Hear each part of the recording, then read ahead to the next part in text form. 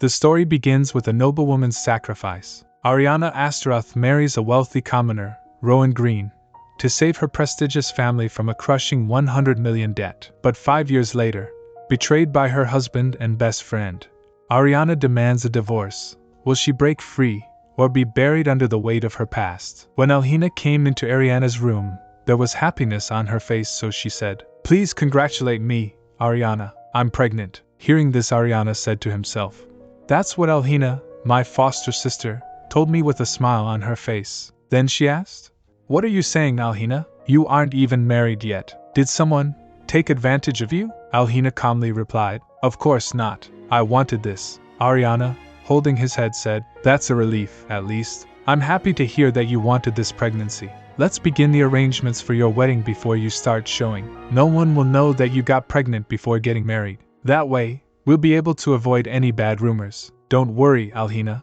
Alhina said calmly. "Oh, I'm not worried at all." Ariana was curious and asked, "Who's the father? Do I know him?" Alhina replied, "It's Count Astaroth." Ariana, confused, and asked, "What?" Hearing this, she thought to herself, "My name is Ariana Astaroth. I'm the late Count Astaroth's only child." Alhina says, "Your husband, Rowen Astaroth, is the father of my child." Then Ariana, lost in thoughts, "My husband, Rowen Astaroth, cheated on me with my foster sister, someone I cared for like my own family." Ariana clenched her fists tightly and asked, "Are you aware of what you just said? How could you ask me to congratulate you when you're pregnant with my husband's child?" Alhina asked calmly. "Why are you angry? We've always shared everything, Ariana. We were weaned by the same wet nurse, so why is sharing a husband so strange?" Ariana said angrily. "Do you really think that makes sense?" Suddenly, someone came in and said, "Of course it makes sense. I said I was going to tell her.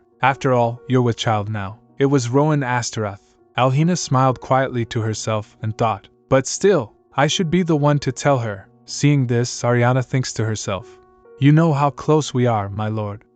How kind of you to be so considerate, but there's really no need." Then she asked, "What the hell are you two doing right now?" Rowen replied, "I had to take matters into my own hands, since you couldn't give me what I wanted." Then Rowen pointed at Ariana and said, "It's already been 5 years since we got married, but you still haven't managed to get pregnant. Isn't it obvious? It means you're infertile." Ariana shouted loudly, "Don't say such nonsense. My doctor would have told me if there had been any problems." Rowen shrugged casually and said, "Oh really? The doctor who's so loyal to your family? Anyway, once our child is born, we'll have it registered under your name, according to our contract.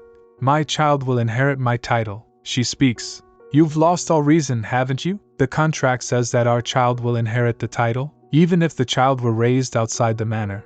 It would be absurd. Why do you think you can do such a thing?" "I won't allow it," Rowen said. "Allow? I'm the Count, Ariana. I don't need your permission. Do you still think you're the head of this family?" Then he speaks.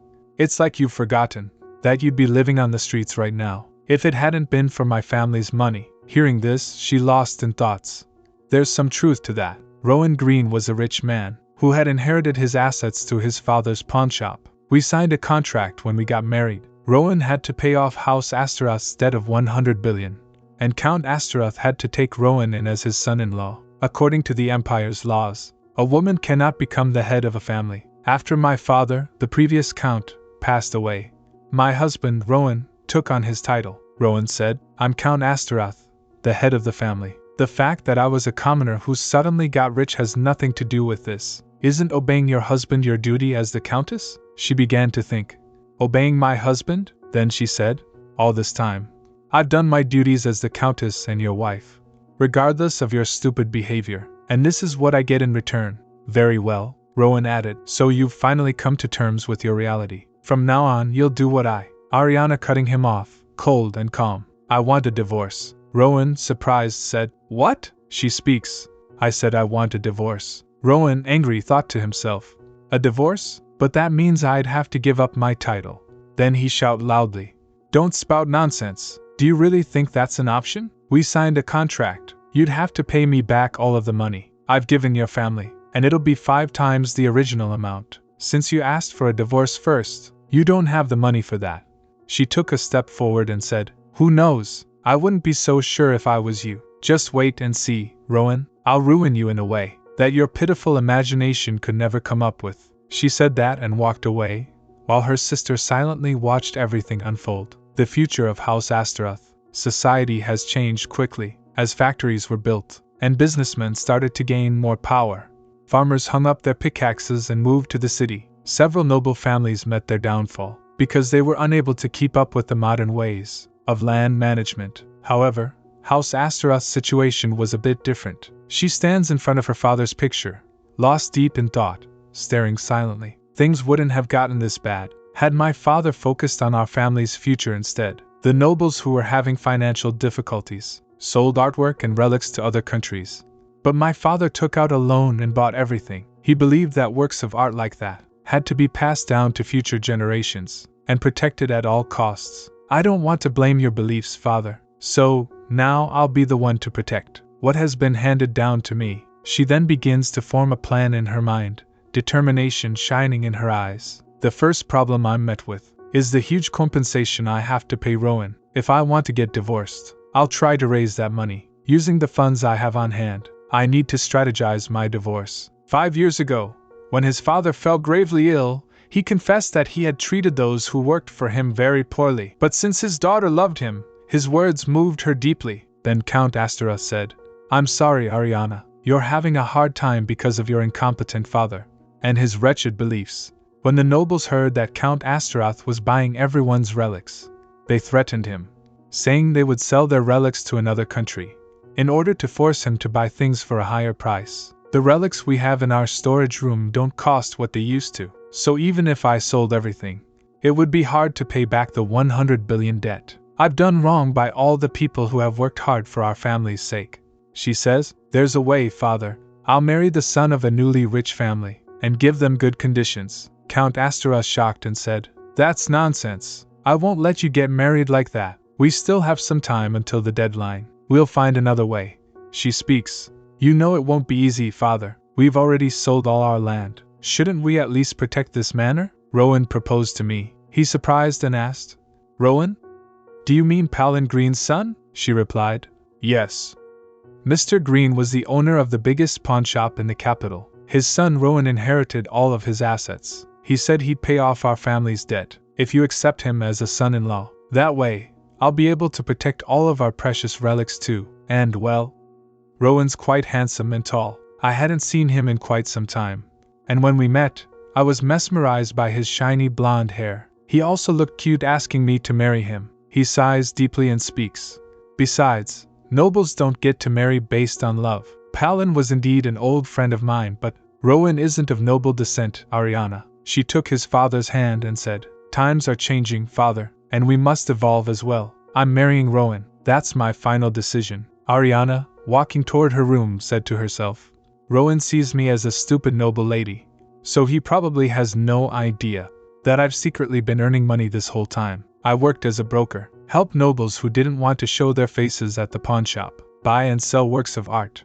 My family's connections and the artistic knowledge my father taught me helped me greatly with my work. Seeing how people want to keep using me as their broker, I must be doing a good job. However, this is a mere hobby. Even if I worked my entire life, I wouldn't be able to save up the 100 billion I need. To earn more money, I have to start a big business. I also have to think about who will become the next count once I've gotten rid of Rowen. But I'll figure that out later. I won't pay Rowen 5 times the original amount just because I asked for a divorce first. I refuse to give the money to a rat like him. I have to make him ask me for a divorce. I'll look into his background, find his weaknesses, and use those things to threaten him, make him want a divorce." She goes to the market and suddenly stands in front of an office, lost in thought. If what I heard is correct, it should be this building. According to Winslet, this should be the headquarters of an investigation agency that does anything you ask of them. They'll do even the nastiest of things. She knocks on the door and stands silently.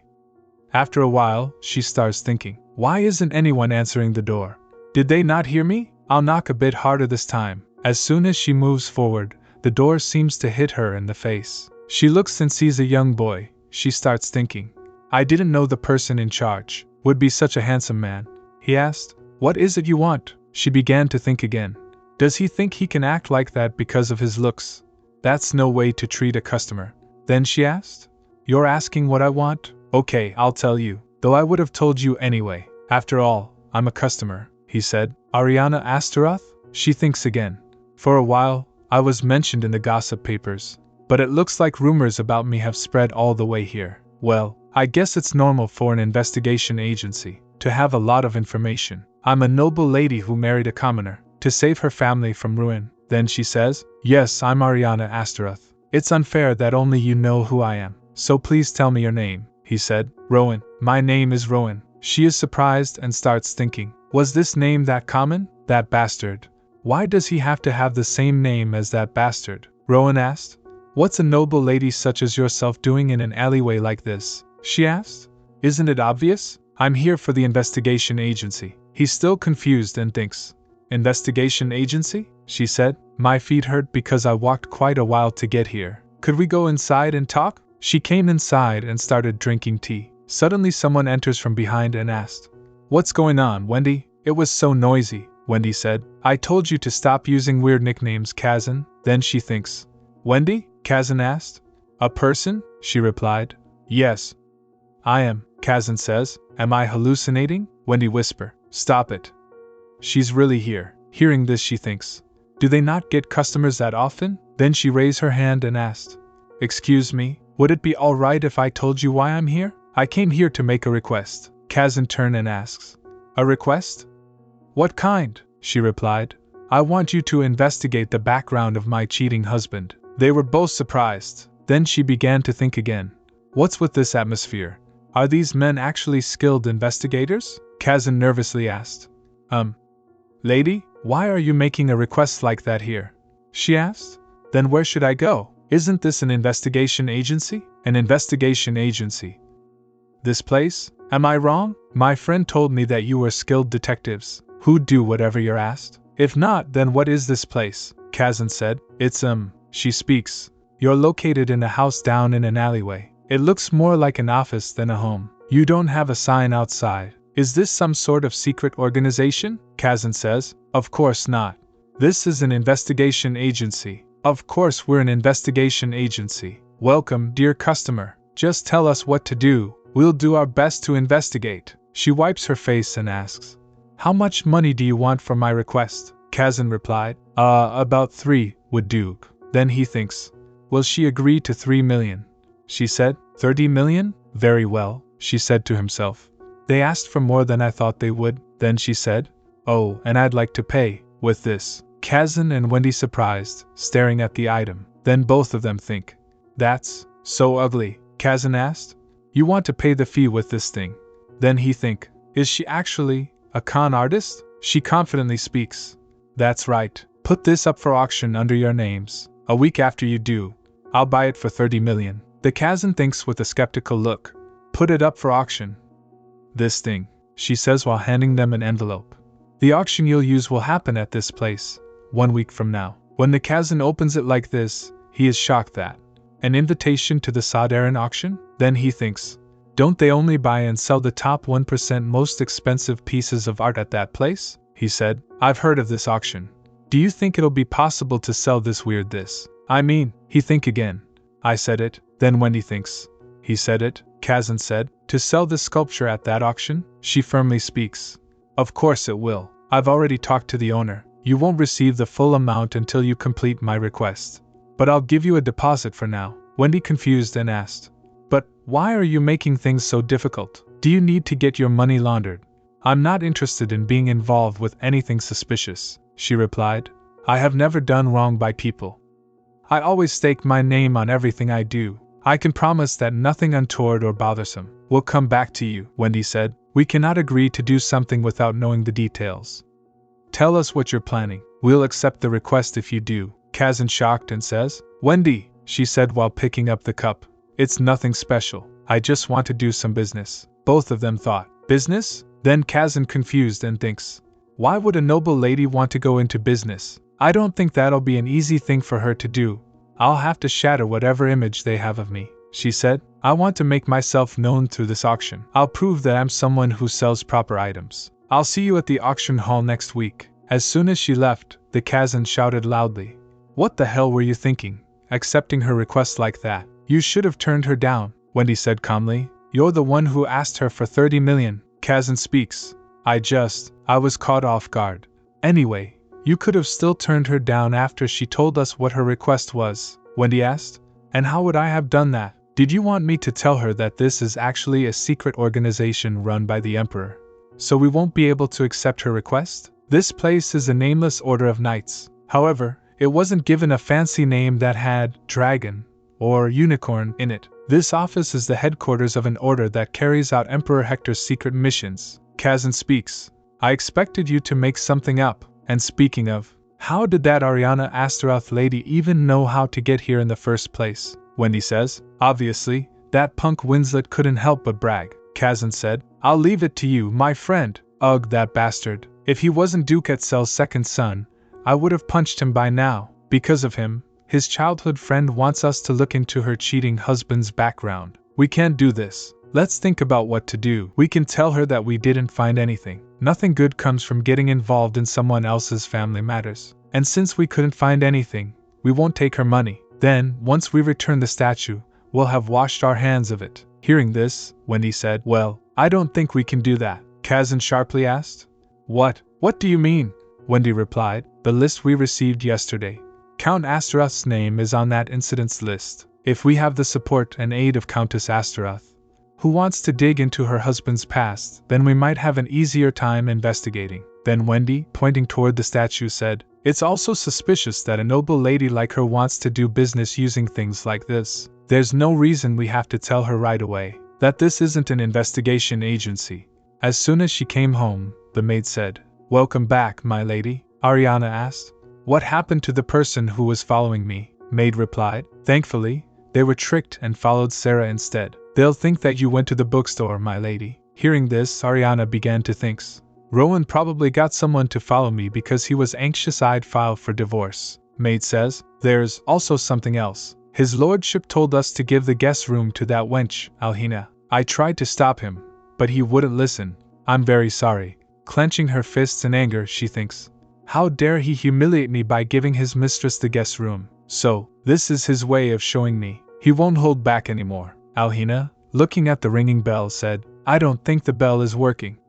It usually takes less than 10 minutes. But no one is coming, no matter how many times I pull the rope. Rowan's suspicious and speaks. There's no way the bell is broken, not in a manner this well maintained. They're ignoring it, on purpose, because they know it's you. She's surprised and says, I'm certain Ariana told them to do that. That can't be it. Ariana isn't that petty of a person. Rowen asked. Are you unaware of what she's like? Even though you grew up together? She softly replied. Of course I know what she's like. Ariana might as well be a little sister to me. She's very kind-hearted. Rowen coldly asked. Kind-hearted? She didn't even tell me she couldn't have children before we got married. She was just after my money. She gently added. My lord. Ariana treasures her family. She probably only wanted to protect what's precious to her, he said. You still speak kindly of her, even though she's treated you like this. She speaks sincerely. I'm thankful to you, my lord, but I also feel sorry. I chose you even though I knew it would cost me my friendship with Ariana. Because, even if she feels like a real sister, I don't agree with everything she does, he said. How can it be that the two of you grew up together, but one is so sincere while the other is so wicked? I guess it makes sense. She only married me to save her family. She sold herself, and yet, hasn't bowed before me once. She simply used me to protect her family. Hearing this, she speaks. Don't be sad, my lord, otherwise I'll be sad too. Despite us being like sisters, now that Ariana has turned her back on me, you are all I have, Count Astaroth. Rowen says, Come here, Alhina. Rowen hugged her. The life of childhood. After the late Countess Astaroth passed away, Ariana grew up with her nanny and the nanny's daughter Alhina. They ate together, studied together, met society together, but only one of those girls was the daughter of a renowned count. The other was her future maid. Ariana had always been the main character. She lost in thoughts. But acting a little stupid was all it took to get this man on my side. And he's a count. If it's for the sake of my future, I'm capable of doing anything. On the other side, Ariana was writing something when the maid standing beside her said, My lady, are you not going to go see his lordship? Then Ariana says, A mistress living in the guest room is unheard of. Maid speaks, You must chase her out of the county immediately. Is there a reason I need to do that? Maid says, Pardon? Then she lost in thoughts. Why is her response so lukewarm? Lady Ariana never hesitates to end things she believes are wrong. She even once gave a boy a bloody nose after punching him for speaking out of turn. That young boy happened to be the prince of another country, Ariana said. No noble would ever be foolish enough to damage their reputation by letting a mistress live openly in their manor. Though what they do behind closed doors may not matter to the world, they at least make sure to appear decent in front of others. Since capitalists gained more power, the only thing nobles have left to prove their superiority is their honor and their customs. That's why the nobility these days care more about their honor than anything else. However, when it comes to Rowen, just leave her be. Even the emperor doesn't have his mistresses by his side for everyone to see. But it looks like Count Astaroth wants the world to see his filthy laundry. On top of that, if people find out his mistress is pregnant, he won't be able to add that child to my family's noble registry. A noble's name must be entered in the reference book to be recognized and hold privileges. I'm sure the imperial family won't accept the illegitimate child of a count of common origin. Maid says, "You're right, my lady." Ariana began to think. It's already been 4 years since he became count.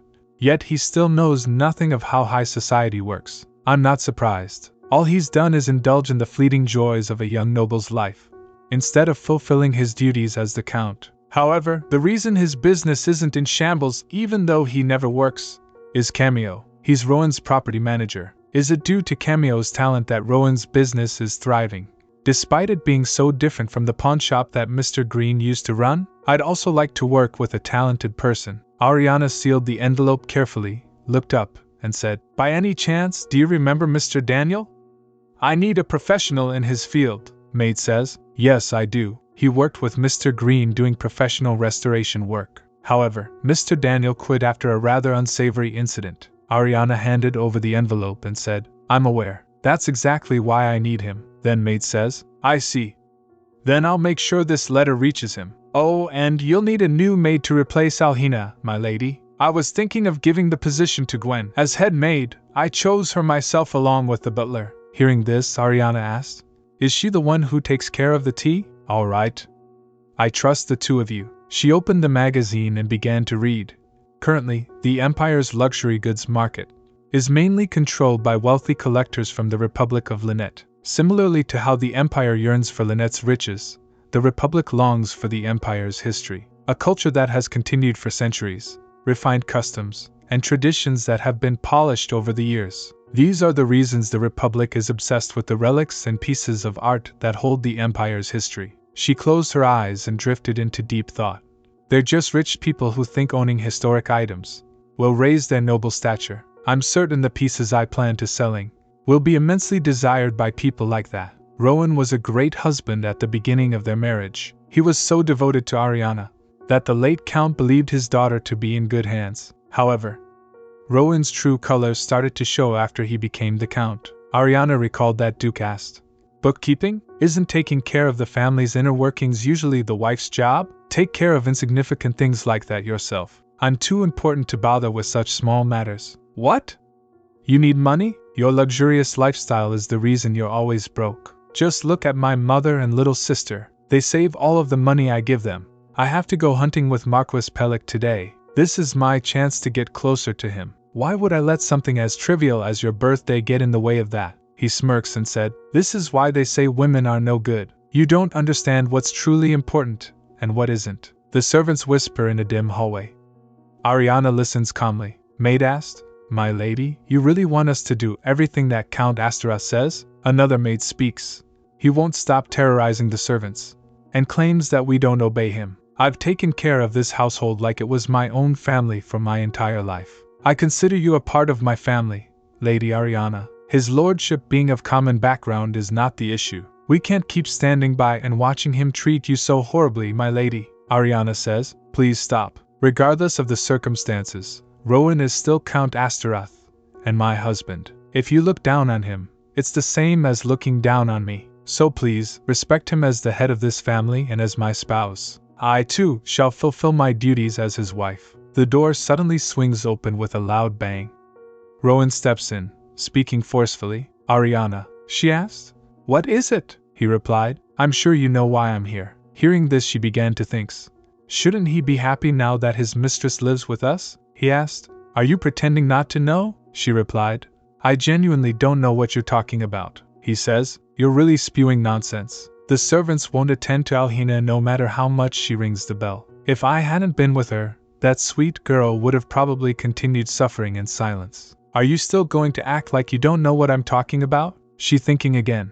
I'm certain that Alhina knew how the servants were going to treat her. But she acted dumb and pulled the rope in front of Rowen anyway. Then she asked, why do you think I'm bullying her? He speaks angrily. You're human too, so I'm sure you must be angry with us. That's why you must want to relieve your anger somehow, she said. Oh, then you do know that what you did was wrong. Oh dear, I thought you were acting like a complete imbecile because you had no idea. Hearing this, he said, you might be trying to avoid the situation by being sarcastic. But I won't let you get away with this, she asked. Oh? What will you do? He shouted loudly. I won't give you any money for the manor's management costs until you start fulfilling your duties as the countess. That means those servants you care so much for won't get paid either, she thinks. That should be enough. Ariana stood up from her chair and said, your only contribution as the Count of House Astaroth is when you pay for our expenses. If you were to stop doing that, doesn't that mean I don't have to treat you as the head of this family? Rowen stepped back and, angrily clenching his fists, asked, why do you always have to have the last word? Don't you know how to respect your husband? No. Have you ever once respected me as your husband? She asked. What do you think that word means? The deal we made clearly stated our duties and benefits. I always overlooked whatever you did, because you fulfilled your duties as my husband and guaranteed my profits, but the situation has completely changed now. Don't you dare barge into my room and threaten me, ever again. Look after the mother of your child by yourself. A few days later, she was lost in thoughts. Nothing happened after that conversation. Even if he had lost his wits and refused to give out the management expenses, I could have used that to criticize him for not following our contract. The person who told him that could be the basis for a divorce had to have been Cameo. Plus, it's impossible for Rowen to be capable of calculating the right amount of money to cover the manor's management expenses. He doesn't even know how much would go into it. Things would be much simpler if I got Cameo on my side. But that wouldn't be easy. Suddenly a maid ran in and said, my lady, there's someone here to see you, but they came without an appointment. Ariana asked. Did they give their name? Maid replied. No, my lady, but he's quite a good-looking gentleman. Ariana thinks. Gentleman? Who could it? As soon as the door opened, a handsome young man was sitting there drinking tea. Seeing him, Ariana thought to herself, oh, it's the man from the investigation agency. She stepped forward and asked, what is this? Placed the cup on the table and replied, it's not very ladylike to speak to your guest in such a manner. Then Ariana thoughts, he's calling me a lady but also trying to discipline me? He says, I can't come here looking like that. I tried to disguise myself a little. She speaks, this is a little? Then she thinks, you're blinding. She speaks, I think you chose the wrong career path. You're a better actor than most of the ones working in theaters, he said. Having excellent acting skills in my field of work is very important. She added, I guess that makes sense. Speaking of, did you come because you've made progress with my request? Outside the door, a girl saw Wendy and was surprised. Then she said to himself, who's that handsome man, and what's he doing at my brother's manor? On the other side, Ariana talks to herself. It hasn't even been that long since I made the request, but he already has something to show me. I guess they were talented investigators after all. Just like Winslet said, he said. First, we had the sculpture put up for auction. They didn't ask too many questions and just accepted it. Like you said they would, she says. House Astaroth has a lot of connections in the art world. He speaks. I think your family has quite the impressive history in general, she says. You speak as if you know a lot about House Astaroth, he said. Of course I do. Because of my work, she began to think. He isn't wrong, but something just feels off, he added, and I went to take a look at Count Astaroth's pawnshop before coming here. I heard that he invests a lot of money into that business, but there weren't as many people at the shop as I expected. She speaks. That bastard said the number of customers who visited the shop didn't matter, because he only makes big deals. He asked, but when big deals are made, don't people usually talk about them? Then Ariana thinking, it's suspicious that Count Astaroth is able to earn so much money even though no one talks about him in high society, he says, considering how much he likes to enjoy himself.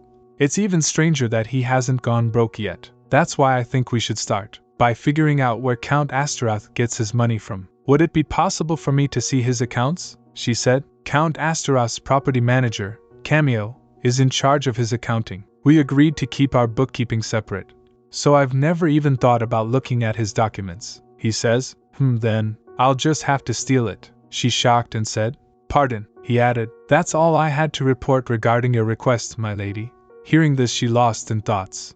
How can he say that he'll steal those documents with such confidence? Then he stood up and said, I'll escort you to Sadarin Auction Hall. She said, Escort?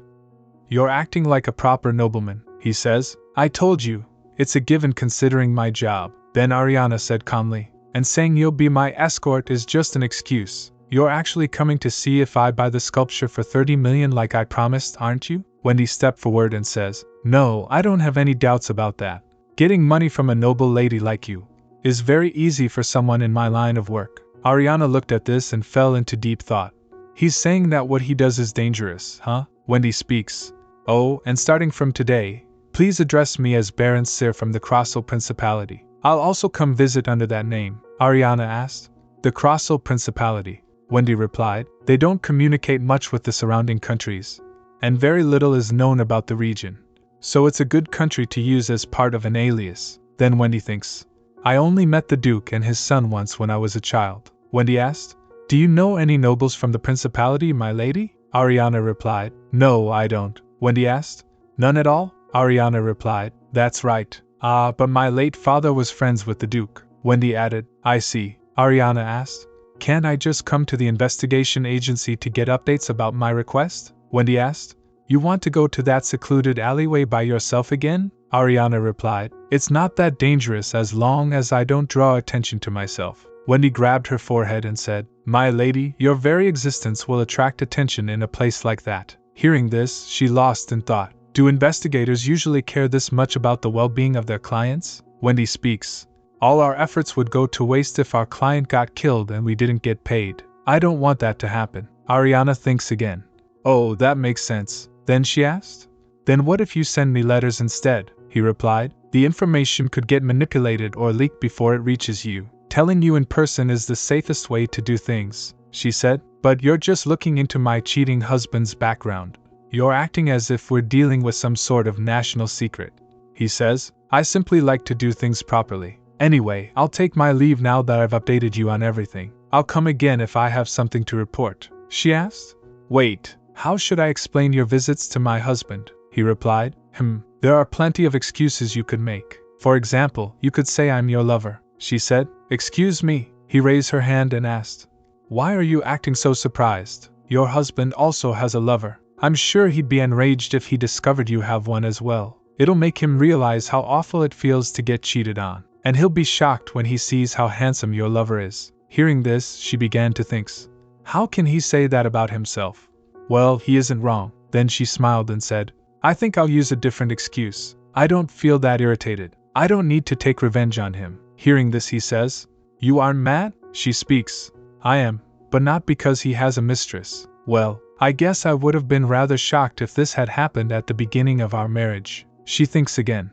I had high hopes for us back then, she said. Now, all I can think is that he's just someone who would do something like this. But most importantly, I don't want to stoop down to his level by doing the just to get revenge. Then he stepped forward, sat down beside Ariana, and said, If you don't want to become like him, I could just pretend to be a man who admires you one-sidedly. Ariana looks surprised and, after taking a deep breath, says, You really did choose the wrong career. You should have become an actor instead, he said. You're too kind. She speaks. I don't want to waste your acting skills by making you do something like this. Please get up. Besides, I don't think my husband cares about who I spend my time with.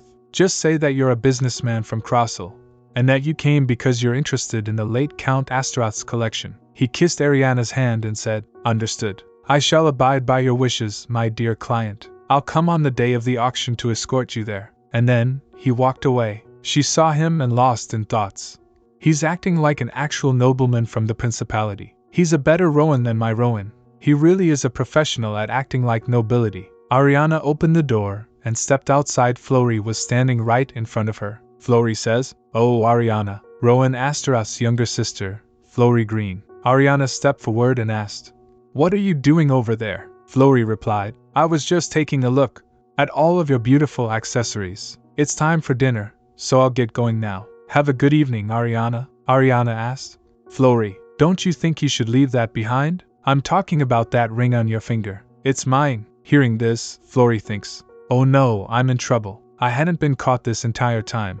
Then Ariana thinks, "I can tell she really thought I had no idea. How much longer is she going to keep borrowing my things without asking?" Meanwhile, Rowen turned around and asked, "Ariana, can I just have this one? I got invited to a tea party but didn't have any rings to wear. Besides, you haven't given me any gifts yet this season. This brand's rings aren't easy to get, even with money." Then Ariana said to himself, "After our financial situation worsened, I only kept accessories passed down to me or gifts from my parents. I've known Rowen's been taking my belongings since the beginning, but instead of confronting her, I gifted her high-quality items I got through House Astaroth's connections. I thought she'd stop once she had better things of her own. But Rowen Green's desire seems endless." She looks at Rowen calmly and began to think.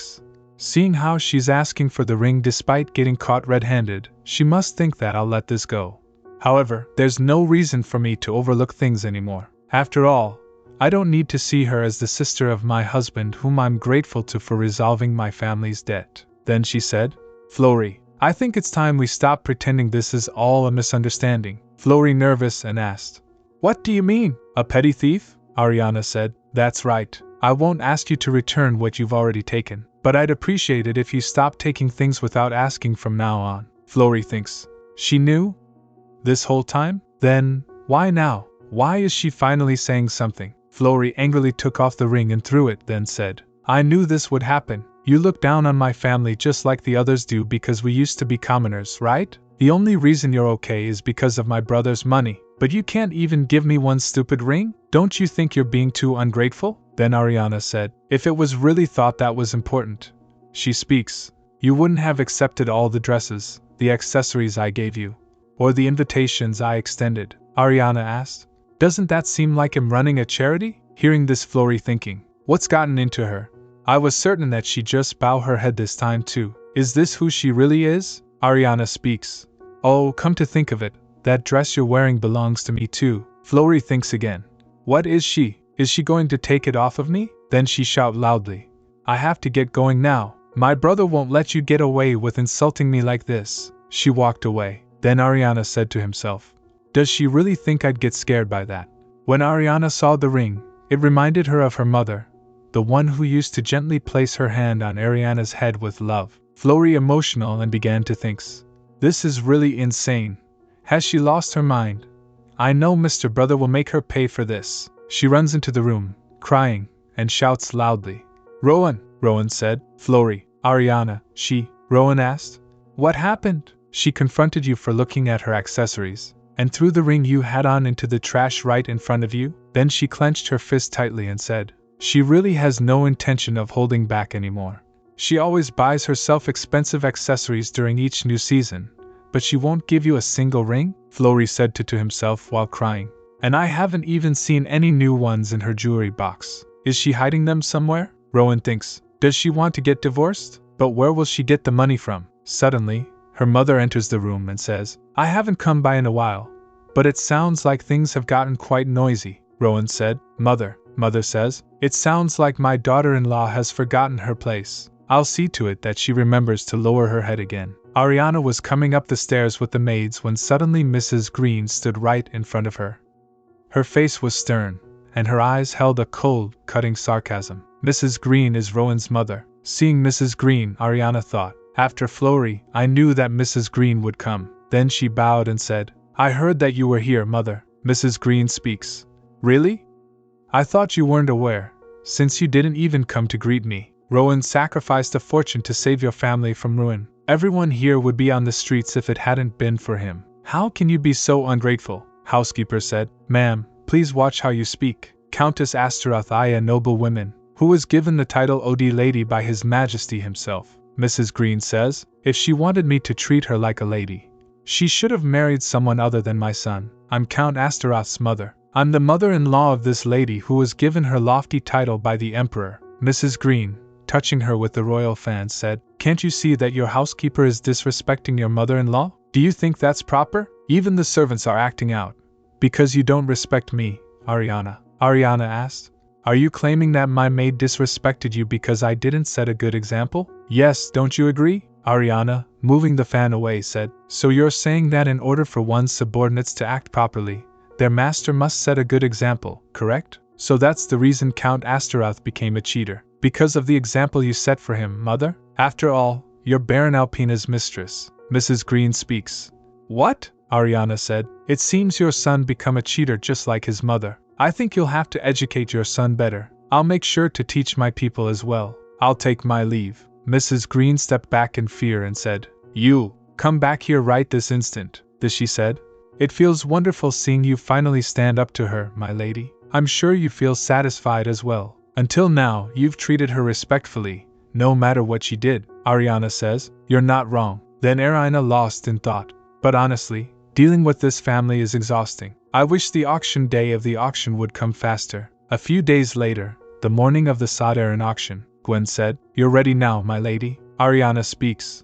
"Gwen?" Gwen smiled and says, "Yes, my lady?" Ariana asked, "Why do I need to get so dressed up just to attend an auction?" Gwen replied, "Isn't that handsome gentleman escorting you there?" This much is a given. Everyone in the manor was talking about his good looks. Miss Florey was also stunned by him. She interrogated all of the maids, asking which family he was from. Ariana asked again. "She did?" Gwen replied. "Yes, my lady. She was surprised when I told her that he came to see you without setting up a meeting first." Hearing this, Ariana lost in thoughts. It must be because someone coming to visit without a prior appointment usually means that you're close. Then she speaks. "It seems like she misunderstood and thought that you two were close. Is it a misunderstanding? Do you wish that it wasn't?" Gwen said. "Of course. I'm sure everyone is hoping for the same thing. We want to see that handsome gentleman put Count Astaroth in his place." Ariana asked. "Must it be that man?" Gwen replied. "Pardon?" Then Ariana says, "The person who puts the Count in his place. I'll be the one who does it." When she entered the guest room, Florey was laughing and chatting with another man. "Oh, so you were a baron from the principality. I knew I hadn't seen you before. After all, I know almost everyone who takes part in high society. Why are you visiting the Empire? How long will you be staying?" Hearing this, Ariana began to think. She's completely enchanted by him. "He isn't even answering," Florey said. "If you haven't decided where you'll be staying yet, you can stay at our manor. I know my brother will provide you with a room." Ariana thinks again. She isn't even the owner of the manor, but is brazenly inviting him to stay. Then she cleared her throat, just loud enough to draw their attention. He stood up, stepped forward and said, "My lady, I'm here to escort you. I'll accompany you anywhere you go. Would you give me the privilege of doing so?" She says. "Very well." He speaks. "I'm honored." Florey shocked and began to think. So, he wasn't cold and reserved? Then Florey stepped forward and says, "Excuse me, Baron Sir. Hey, we were in the middle of a conversation. How could you just get up while I was in the middle of talking?" he asked. "Conversation? You barged in here and kept asking me questions non-stop. I doubt that can be considered a conversation," Florey asked. "What? What did you just say?" Then she thinks. "How dare he? His status is lower than Rowen's." She shouted loudly. "Do you believe it's okay for you to insult me like this? My brother is Count Astaroth. He's the head of this household," he said. "When asserting authority, I advise you preserve your dignity, especially as Count Astaroth's younger sister." Florey shocked and lost in thoughts. Why isn't he scared even though I told him who my brother is? Everyone usually backs down when I do. Then, as she was leaving, she said, This is absurd. I won't put up with this any longer." He asked. "I can tell what kind of person she is just by the way she talks." "How did you manage to put up with her?" she replied. "I didn't put up with Florey. I just gave her the respect she wanted." He asked. "What for?" she replied.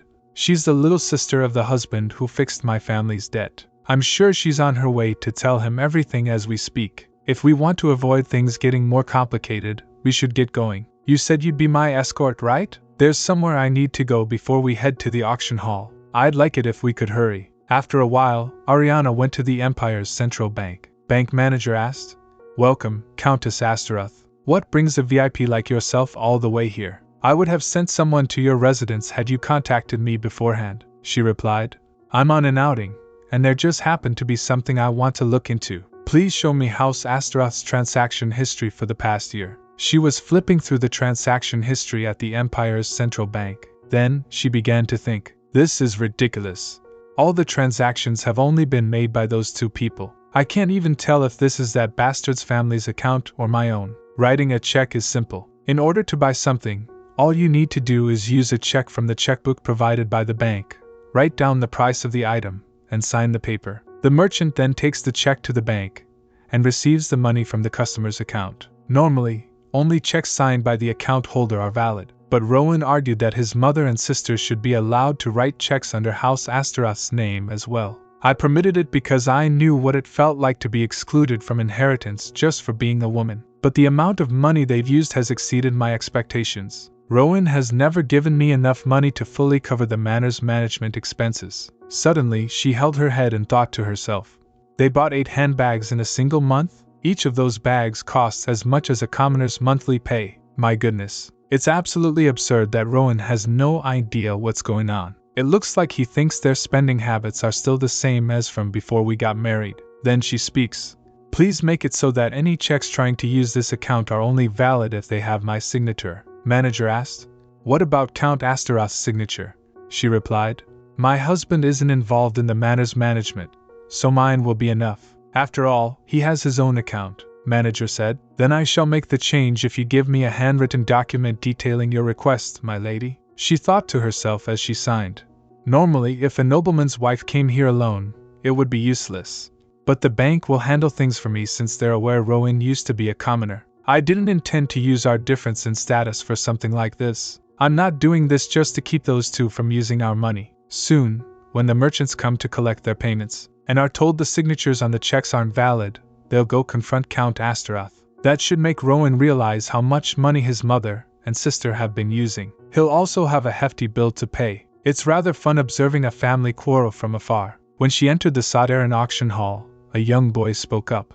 The owner reserved this entire table for you to ensure you had a pleasant viewing experience, she said. Then we'll have a wonderful time thanks to his consideration. Please thank him on our behalf, he says. Yes, Countess Astaroth. He was looking at the auction papers, gently, tapping his finger on them. The sculpture has been listed under the name, The Birth of the Goddess of Beauty. It's the final item of the auction. Aren't you worried? I can hear how excited everyone is to see it, one of the guests said. I can't wait to see the Goddess of Beauty, another says. I wonder how beautiful, she asked. Are you worried? He replied. Of course I am. I've seen what the sculpture actually looks like. I don't understand why Sadaran accepted it. She speaks calmly. Regardless of differences in status or age, my father was friendly with many people in the art world. The owner of this auction hall, what Sadaran, was close to my father. But the only privilege I gained through that was the chance to show Mr. Sadaran the item, he said. That means, then she began to think. Mr. Sadaran saw the sculpture, and deemed it worthy of being the auction's finale. Did that ugly sculpture change after we handed it over? Auctioneers shout loudly. We'd like to thank everyone for coming to yet another one of Sadaran's auctions. We will now begin the auction. The prices of the items put up for auction were diverse. They ranged from tens to hundreds of millions of gold. And the highlight of today's auction was, auctioneer said, the last item of today's auction is the birth of the Goddess of Beauty. This sculpture was made during the 1,000-year war, which means that it survived incredibly harsh times fully intact. We shall now start the bidding. Everyone was astonished to see this statue. One of the guests asked. That's the Goddess of Beauty? Another asked. Didn't they say it was a masterpiece? He saw it and began to think. It looks exactly the same, say one more. It looks even uglier because of the lighting. Auctioneer speaks. We'll start at the price of 1 million. Please hold up your sign if you'd like to make a bid. It might look terrible, but Sadaran kept it for the finale. That thing might be worth more than it looks. Auctioneer said. 2 million. 3.5 million. Fifth guest says. 5 million. Sixth guest said. 5.3 million. The seventh guest, who was Ariana, stood up and spoke. 30 million. I'll buy it for 30 million. Auctioneer asked. We have 30 million. Does anyone have a higher bid? One wealthy man among the guests thought. Who would pay 30 million for that thing? Are they being serious? Huh.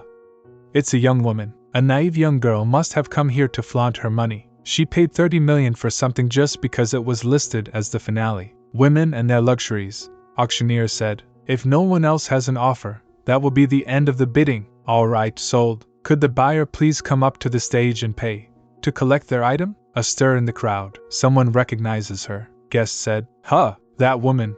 It's Ariana Astaroth. Isn't she the lady who got married to a rich commoner because she was broke?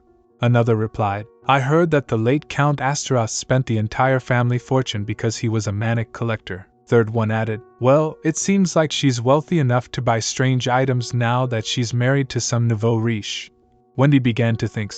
If she hears what people are saying, looks like she can't hear them. Ariana takes the sculpture. People whisper, but she ignores them. She asked, This sculpture is mine now, right? Auctioneer replied, Yes, my lady. She asked, So I can do whatever I want with it, right? Auctioneer replied, Of course. Reporters scramble for photos. Reporter said to himself, I can't get a single good picture because of how ugly that thing is.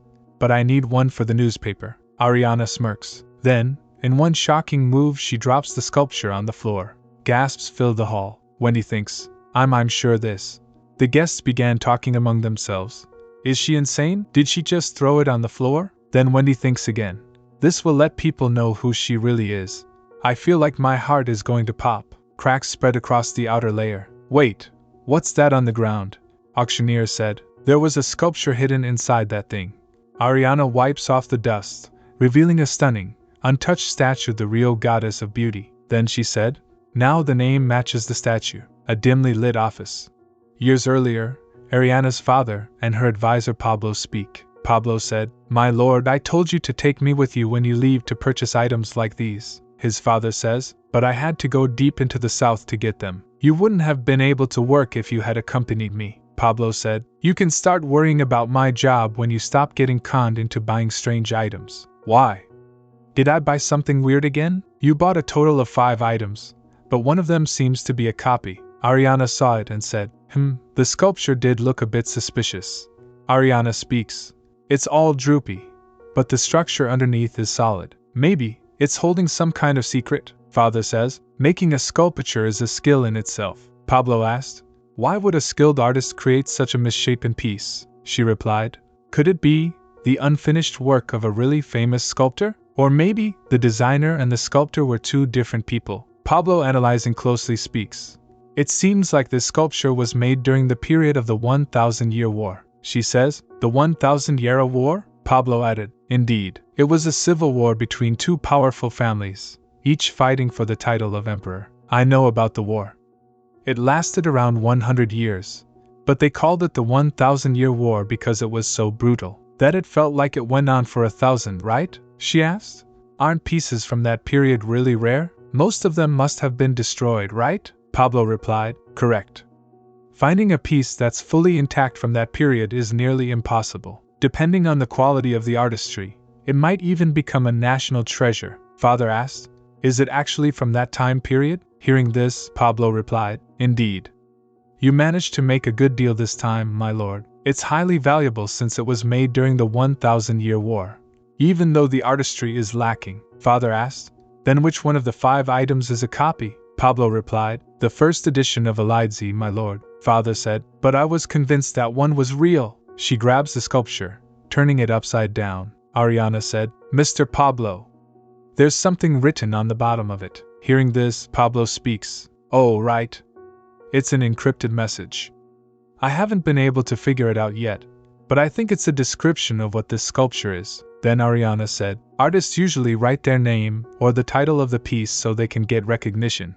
Why did they make it a secret code no one can solve? Pablo smiled and says softly, Everything in this world has a meaning behind it, my lady. I'm sure the artist had a reason for doing this. Why don't you try to figure it out, Lady Ariana? Ariana sits beside Wendy. The carriage was moving slowly. She speaks. Then I finally found the reason. I started by trying to decode the message. When I found out that it meant the birth of the goddess of beauty, I thought the sculpture was very contradictory. It didn't exactly fit the image of the goddess of beauty. That's when I thought, maybe the outer plaster layer might not be the piece's true form. I also managed to find proof after reading several books about the 1,000-year war. Wendy asked, What kind of proof? She replied, Back then, they used to cover valuable sculptures with plaster, in order to prevent them from getting ruined or stolen. That's why I knew the real goddess of beauty was hidden underneath that external layer. Once I knew that, I had to figure out what the actual sculpture was made of. After all,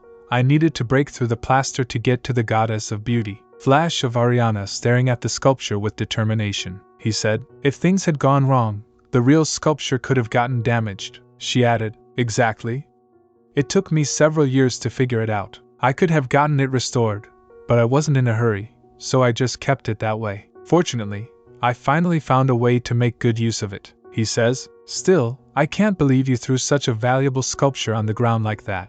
She's smiling and said, I knew the real piece inside it would be fine. I also consulted a professional restorer. I wanted to make sure to grab people's attention. She straightens up, eyes flashing. Then she lost in thoughts. I don't have a lot of time to earn money and get a divorce, he said. I'm sure every newspaper in town will be talking about you and your sculpture, just like you wanted, my lady. What's your next step? Didn't you say you wanted to start a business? She says, that's a secret. You might take my idea and run off. Wait. She suddenly freezes. He gently takes Ariana's face in his hands and says, wait. Stay still. Then Wendy said, it's fixed now. Your hat was crooked. She speaks.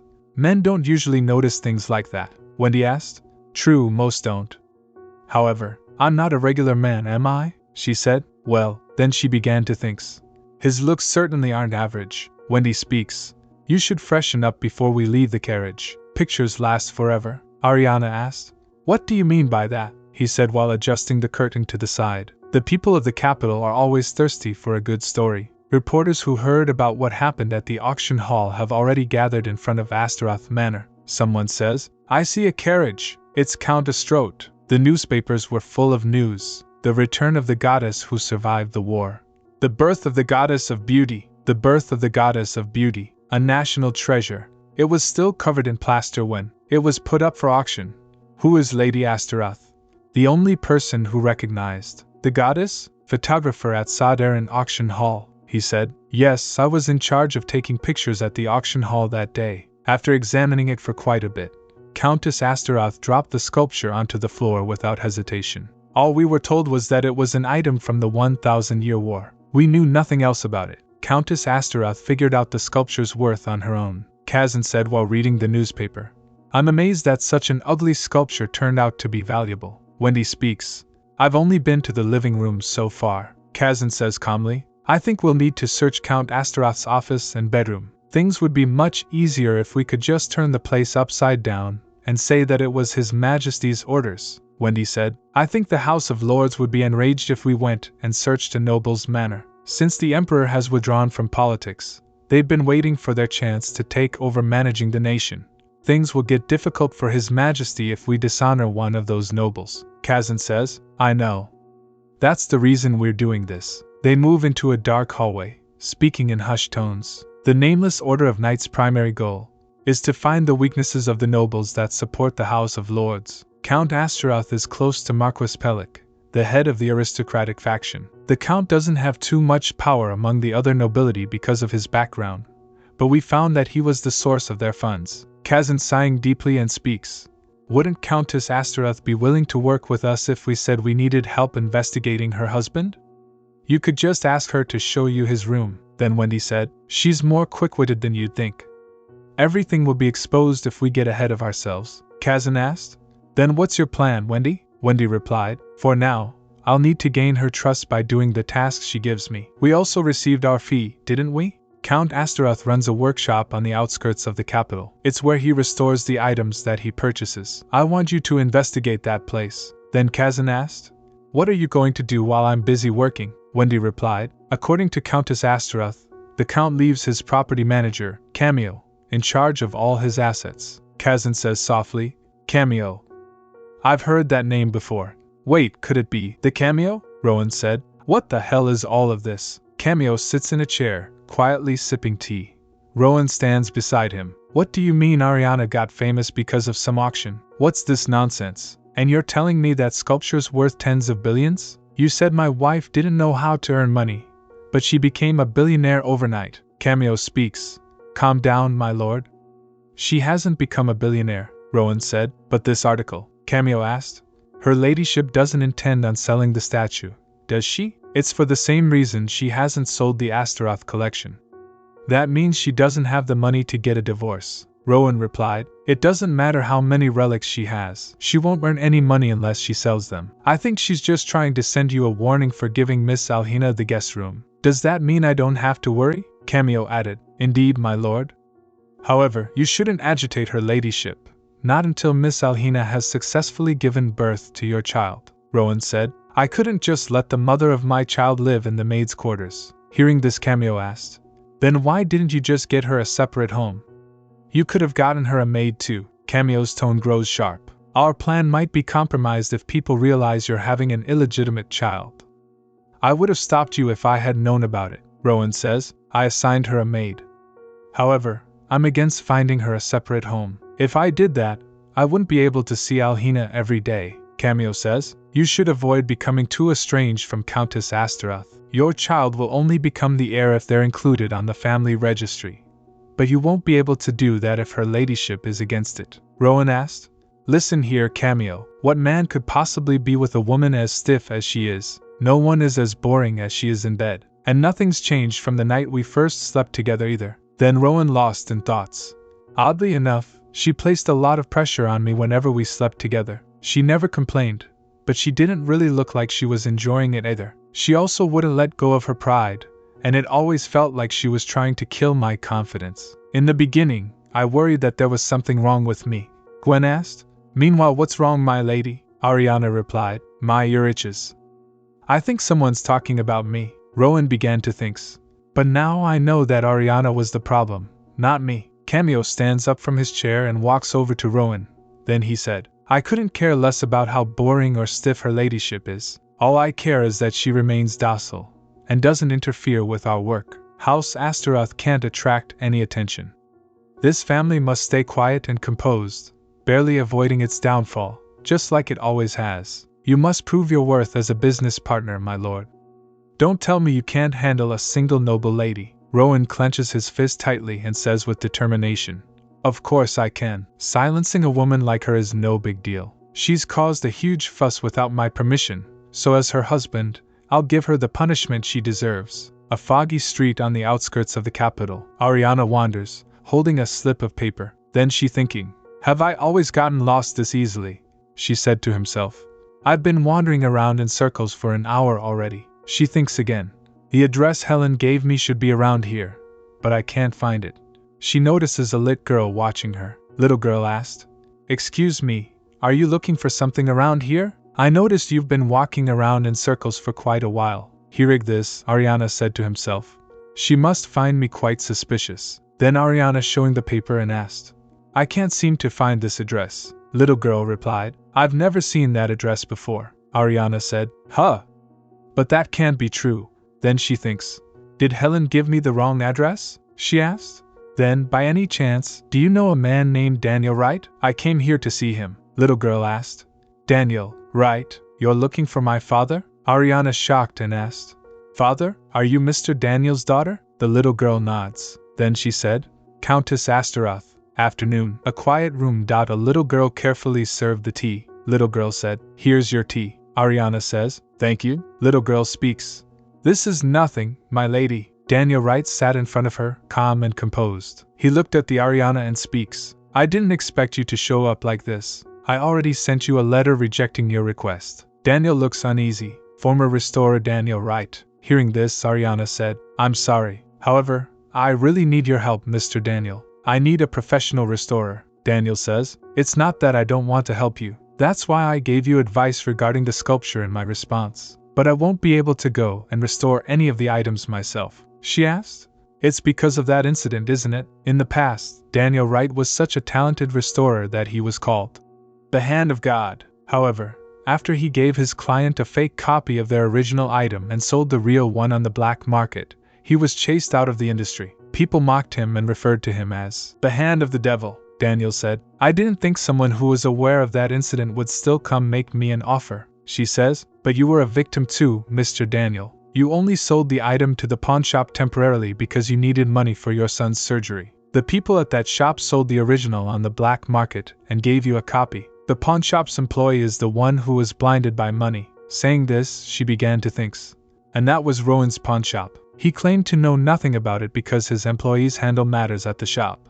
And after firing the worker involved, Rowen said he had wiped his hands clean of the matter. Daniel added, "Nevertheless, pawning my client's item was my fault. I was so desperate to save my son's life. The late Count Astaroth helped me so much back then. Thanks to him, Duchess Etzel, the item's original owner ended up forgiving me. But I couldn't save my reputation from plummeting to rock bottom within the industry. And disregarding all that, I'm not as good as I used to be. I haven't worked in a very long time. I think it would be better if you found someone else." Hearing this, Ariana said to himself, "Pawnshop owners and professional restorers have a symbiotic relationship.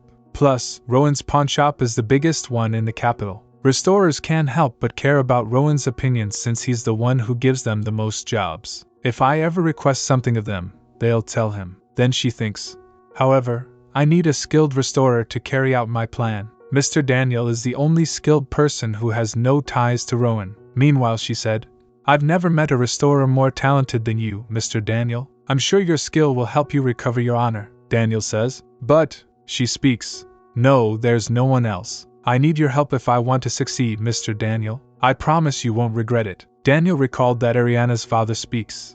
"Pablo said that my daughter will become an even more outstanding collector than I am. I agree that my daughter's quite talented. Who does she get it from?" Daniel asked.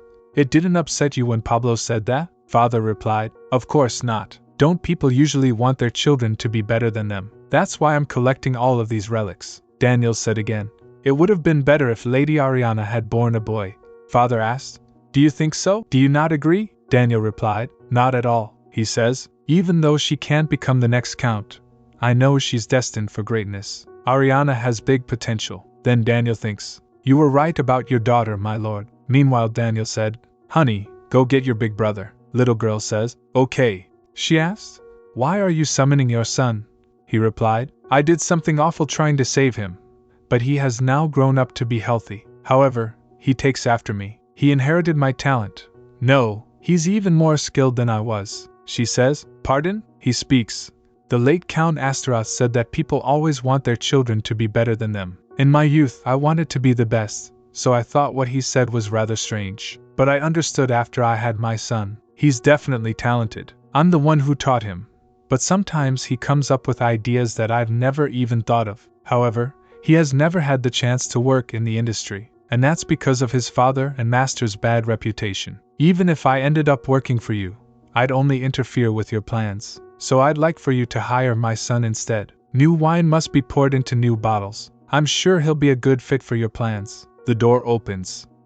A young man enters and said, "Father, I heard that you wanted to see me." Daniel writes, "Son Dylan Wright." Daniel says, "Introduce yourself, Dylan. This is your new boss." Dylan speaks, "Pardon, father?" Daniel says, "I guarantee that he has the skills, my lady. Could you please take him with you?" Hearing this, she lost in thoughts.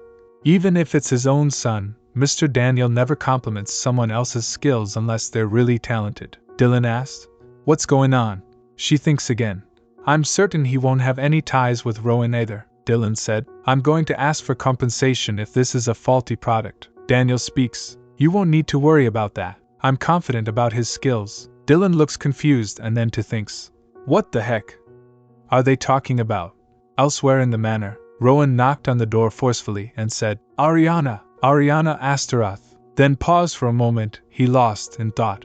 Where did she go? She's usually in her room around this time, handling documents. Suddenly Flory said, "If you're looking for Ariana, she left the manor earlier. Maybe she went on a date with that handsome man. They left for the auction hall together not too long ago." Rowen turned around and asked, "A handsome man? Auction hall? What are you talking about?" She replied, "Aha, you didn't know about it. I think that woman has lost it. She invited her lover to the manor like it was nothing." "She's so shameless," he asked. "Lover?"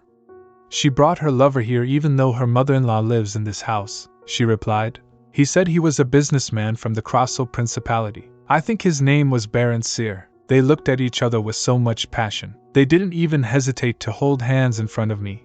I can't even begin to imagine what they would have done in the living room if I hadn't been there. He smiled and said, "The Countess has lost all semblance of sanity." Flory grabbed him by the coat and said, "And on top of that, he even insulted me. He sneered at me for having no class. How dare he say that when he's a mere baron? Considering how he humiliated me despite it being our first time meeting, Ariana must have slandered me to him so much. It's not as if I wanted to be born a commoner. Rowen bit down on his lips, deep in thought. Flory might look tough, but she has a fragile heart. How dare they use her status as an insult? That woman has let elitism get to her head. Rowen suddenly headed outside. Then she asked, Rowen? Where are you going? Rowen stops when he sees Ariana coming with Dylan. Flory saw him and said, Huh! That's not Baron Cyr. How many lovers does she have? The echo of boots slamming on marble. Rowen shouted loudly, Ariana Astaroth. Rowen grabbed Ariana's hand and pulled her towards himself, saying, Ariana Astaroth, how shameless must you be to bring your lover into our home? Ariana blinks, startled. She began to think, my lover? Dylan? Looks like Flory riled him up again by telling him nonsense. Flory smiled and said, Heh, I'll get going now. She tries to leave. Count grabs her arm. Ariana says, let go, you're hurting. Dylan steps between them. Dylan grabbed Rowen's hand firmly and asked, what do you think you're doing? Rowen replied, you, how dare you, bastard. Then he thinks, why the hell is he so strong? Dylan said, I didn't know the security at this manor was so weak. How did this madman get in here? Rowen asked. Who are you calling a madman? She replied. Ahem, he might be acting insane, but he's still the Count. I think there's been a misunderstanding, so please let him go, he said. Pardon. This man is Count Astaroth? Dylan bowing slightly. Then he said, my apologies, I thought some crazed individual had gotten inside the manor. Rowen asked, do you think this is funny? She asked. Are you dictating when I can and cannot laugh now? Rowen asked again. You. How shameless. Who's Baron Cyr?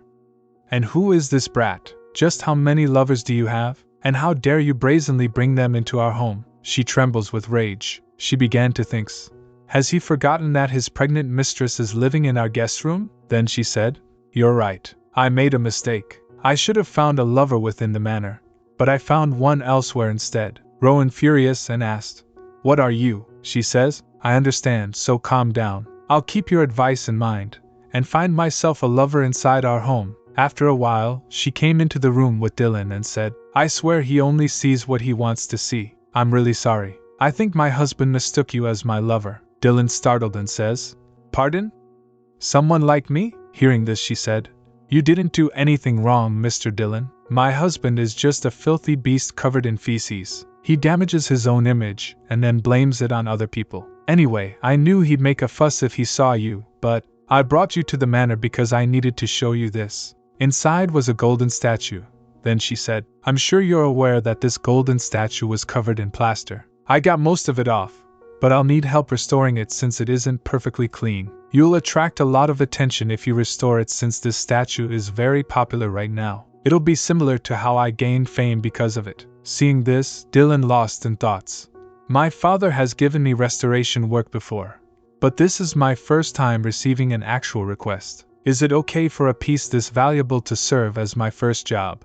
She says, however, there's a catch. He asked, what is it? While showing a book, she said, this sculpture was just my official excuse to find a restorer, but I actually want to do something else. I have to do everything behind my insane husband's back. I read that buying vintage plates from the Empire is currently a popular trend in the Republic of Lynette. Items that look like they have history attached to them are more valuable than perfectly intact new ones, right? It seems like they're using broken and cracked plates as decorations. However, don't you think they'd want to get more usage out of them? What if we restored those plates and made it possible for people to use the history they're so in awe of? However, you can't restore them like you normally would. They'd lose that vintage aura if we made them look brand new. So, we need to restore them to be usable, but still have them maintain a vintage look. I need a restorer who's willing to ponder over the possibilities with me. Hearing this, he began to think, this might be a turning point in my life, but I also feel like it'll make quite the impact.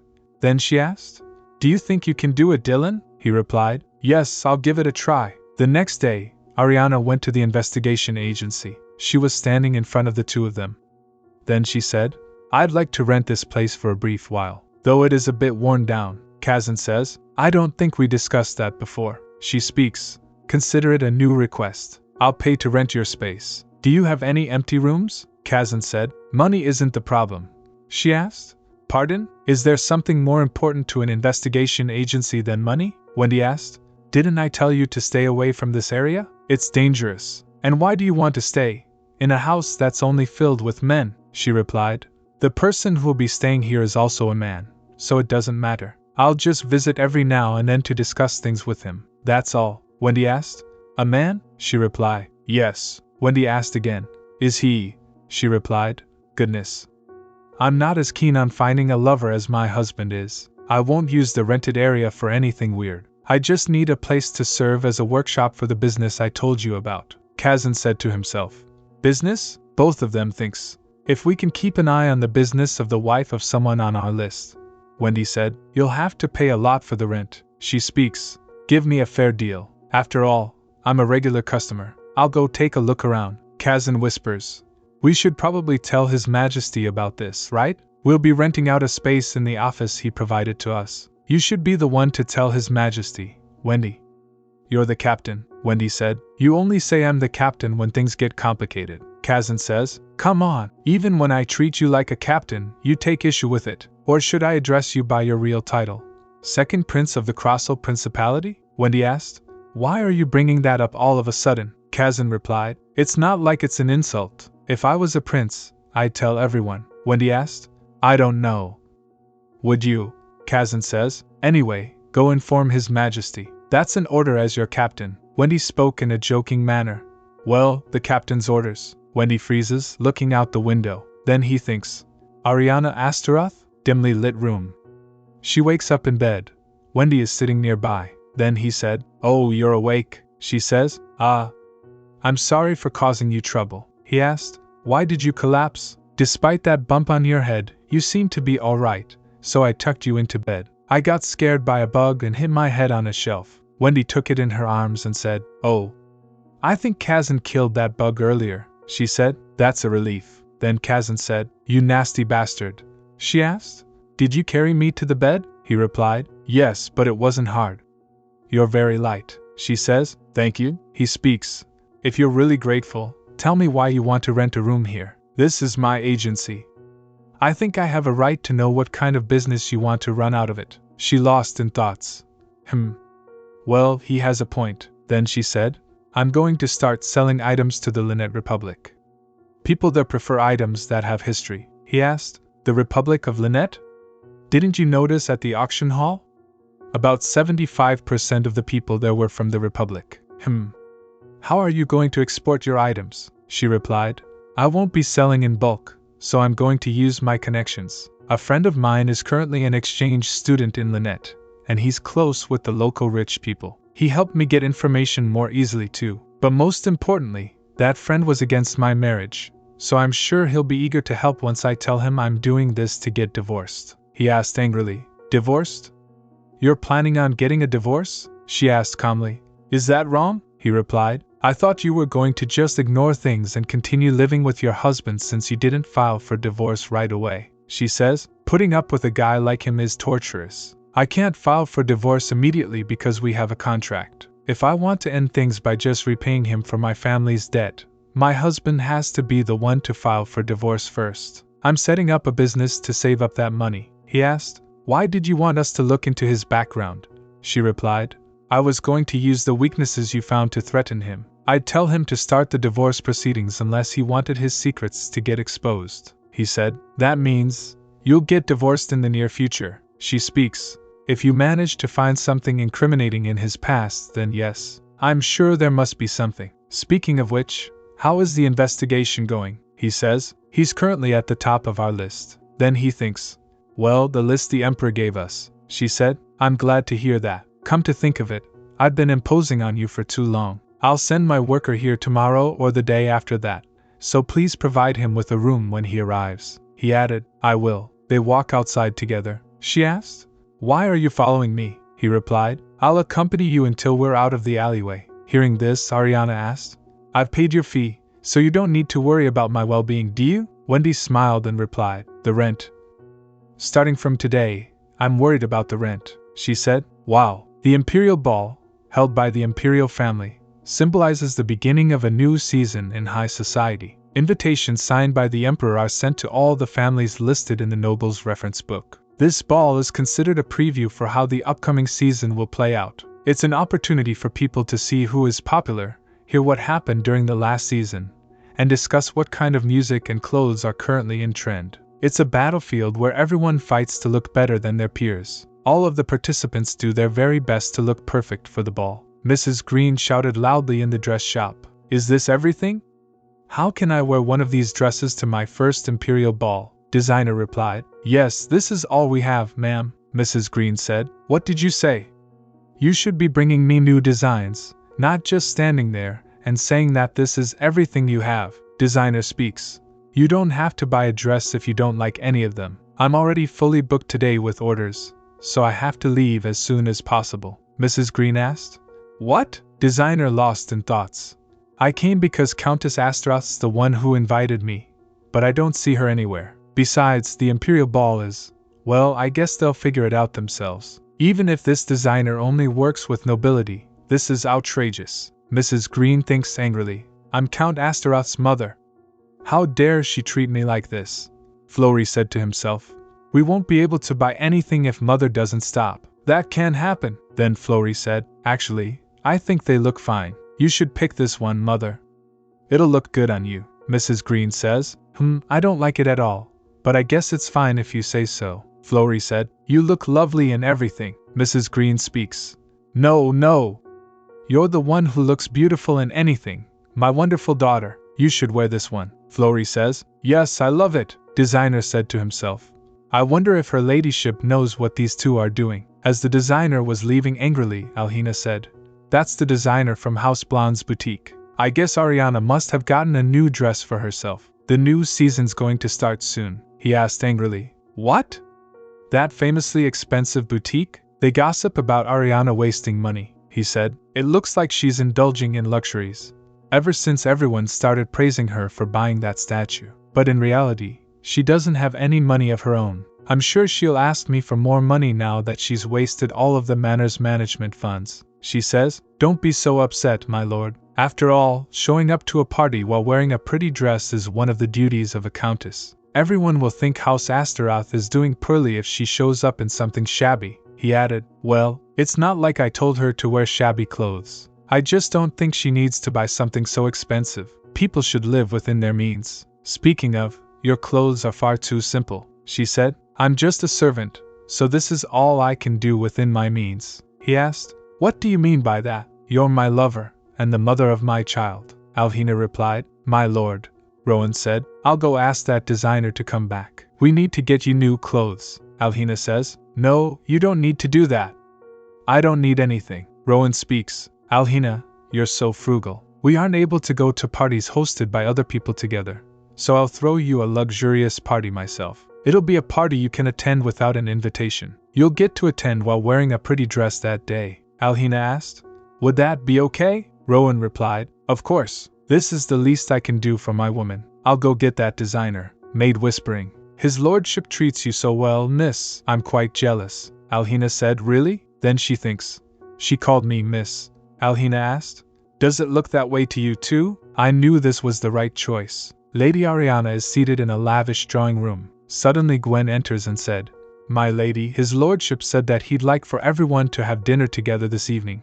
Ariana asked.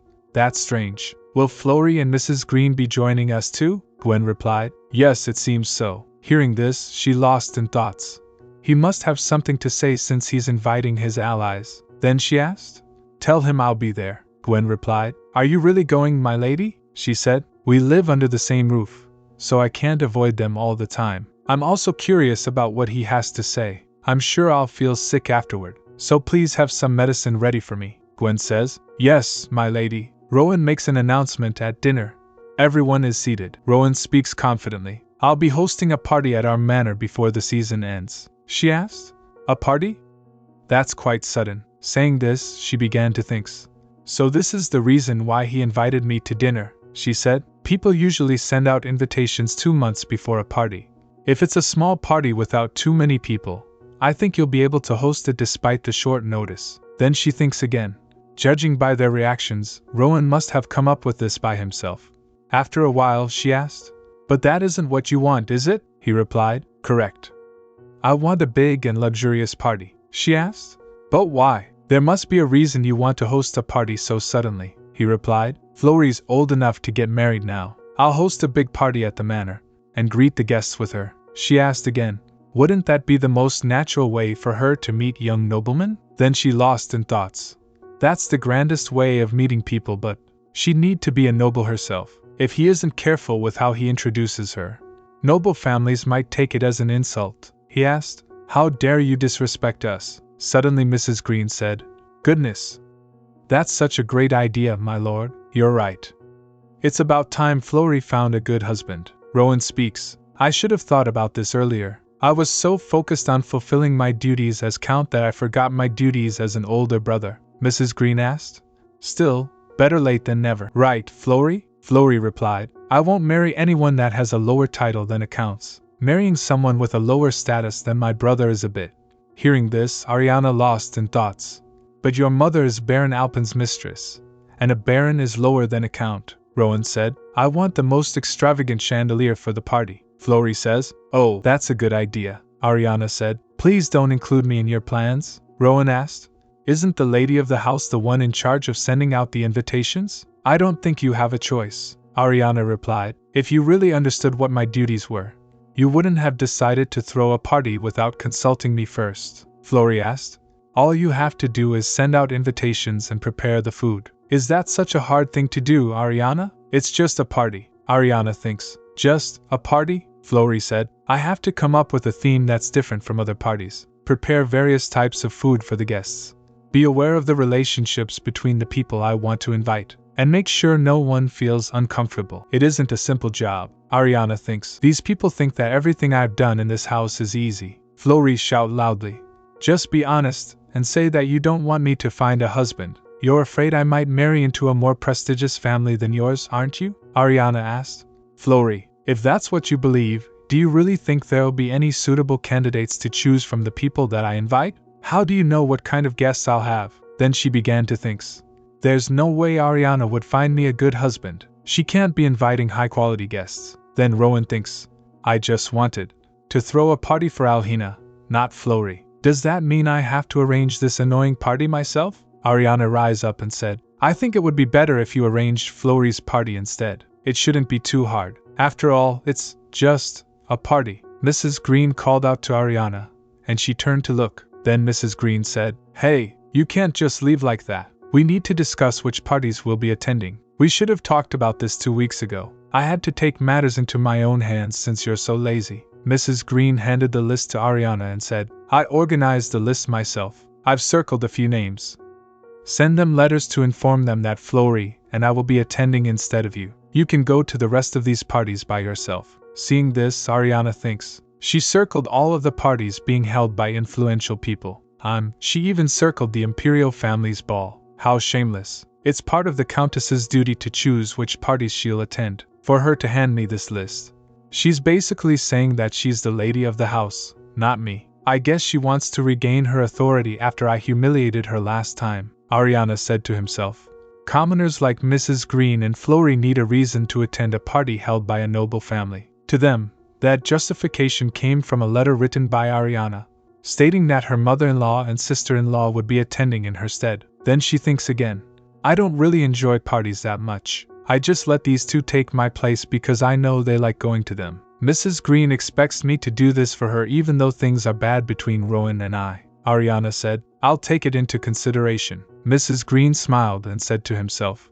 It's not like there's anything she can do about it, Gwen said. How absurdly rude. How dare she disrespect the true lady of the house like that? You can't let her get away with such behavior, my lady. Ariana stepped forward and says, Don't worry, Gwen. Karma comes for everyone. The day of the imperial ball, Mrs. Green said. Flory, we're going to be dressed better than most of the nobles in attendance. Saying this, Mrs. Green lost in thoughts.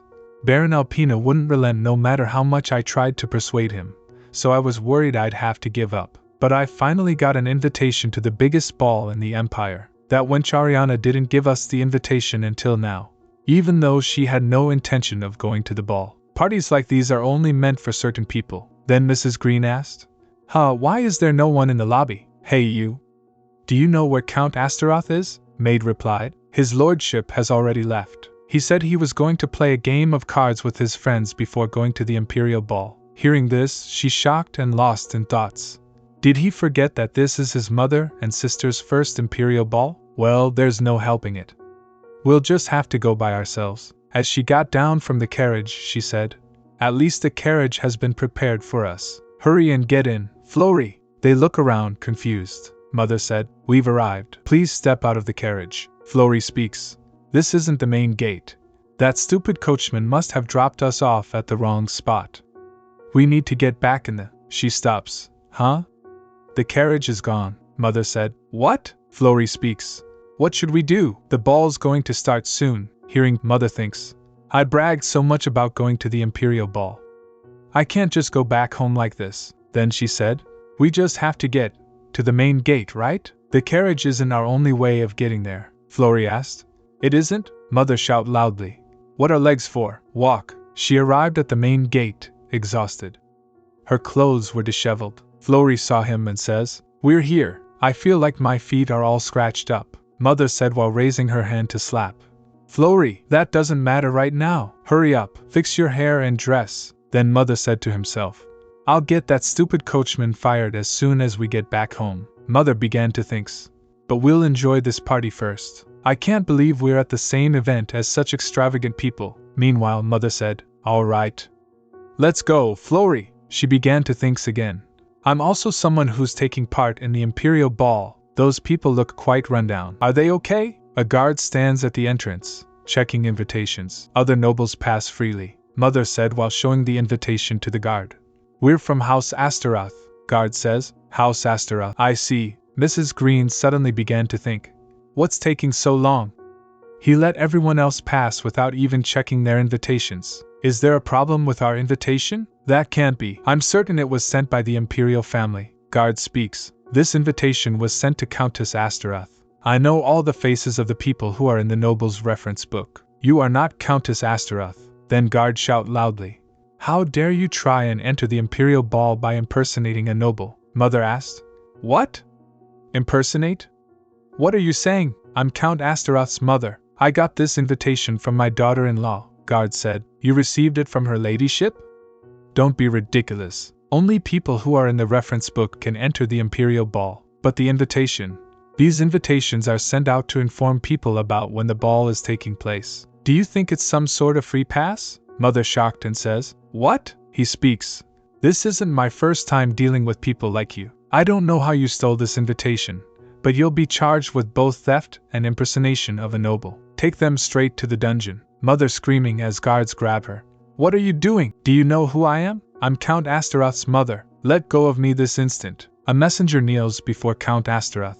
Messenger said, "A mother and her daughter were imprisoned for trying to enter the imperial ball with an invitation that wasn't theirs. It seems you'll need to confirm if they're truly members of your family, my lord." As soon as he hears this, the cigarette slips from his hand. Then he stood up and asked, "My mother and sister are in prison.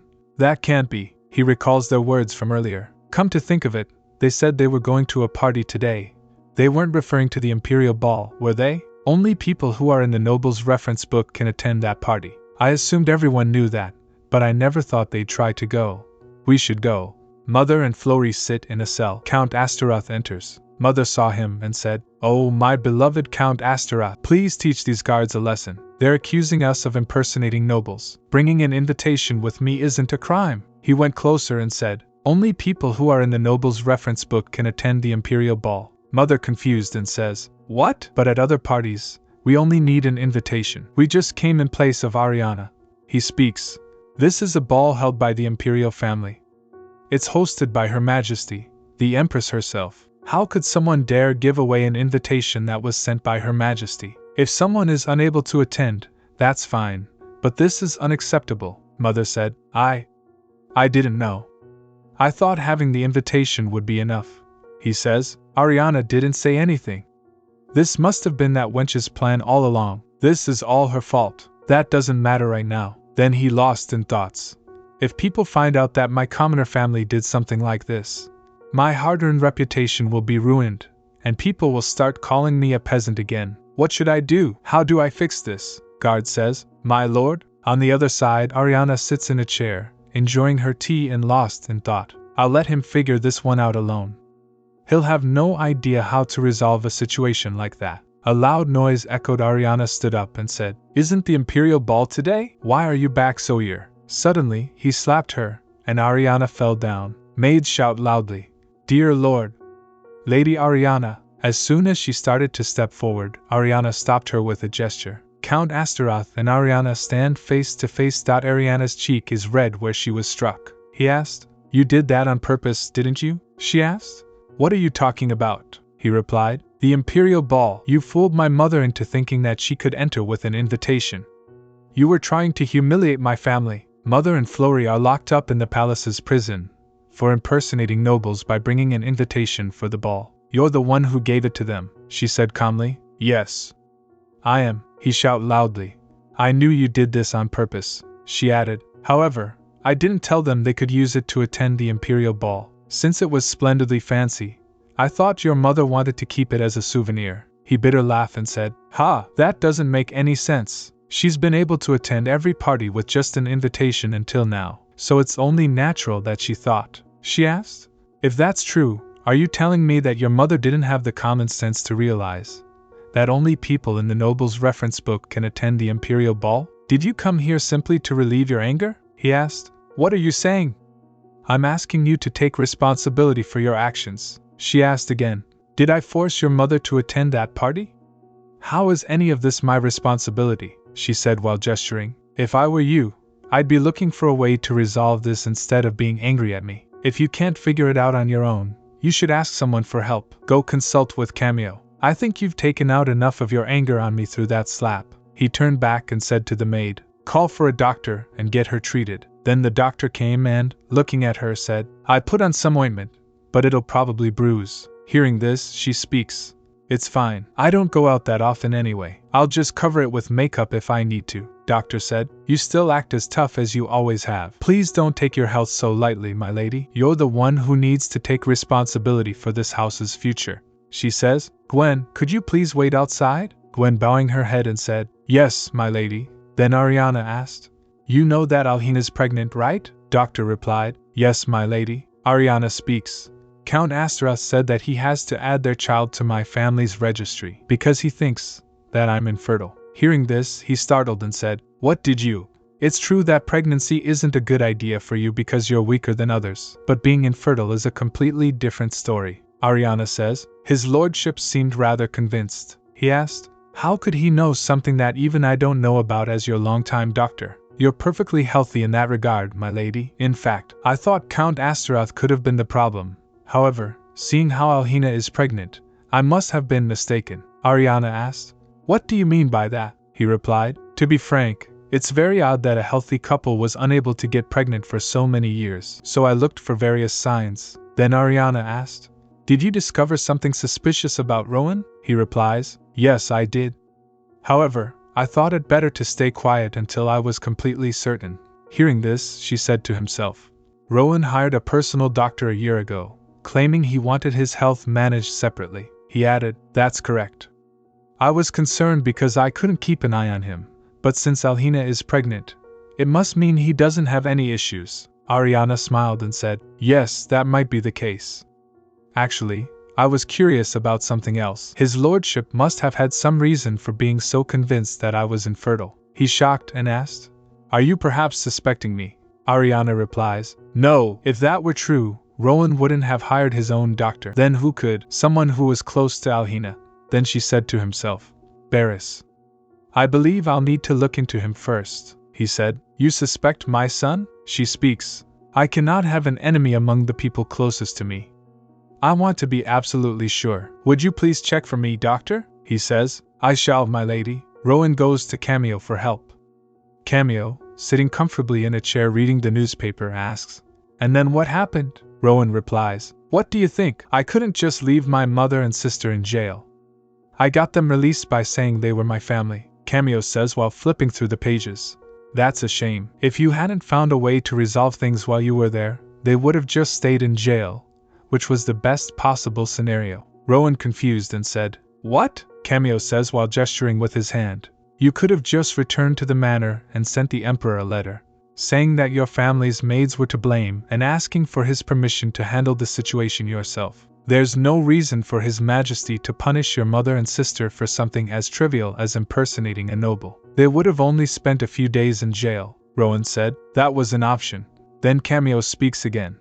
However, there was an even better way you could have done things. You could have gotten angry at the butler who accused them of being impersonators in the first place. Rowen shocked and asked, "How could I do that to the imperial family's butler?" Cameo replied, "You could have claimed that they came to the ball because they had something urgent to tell you, and that your mother took the invitation because she knew it was a special event.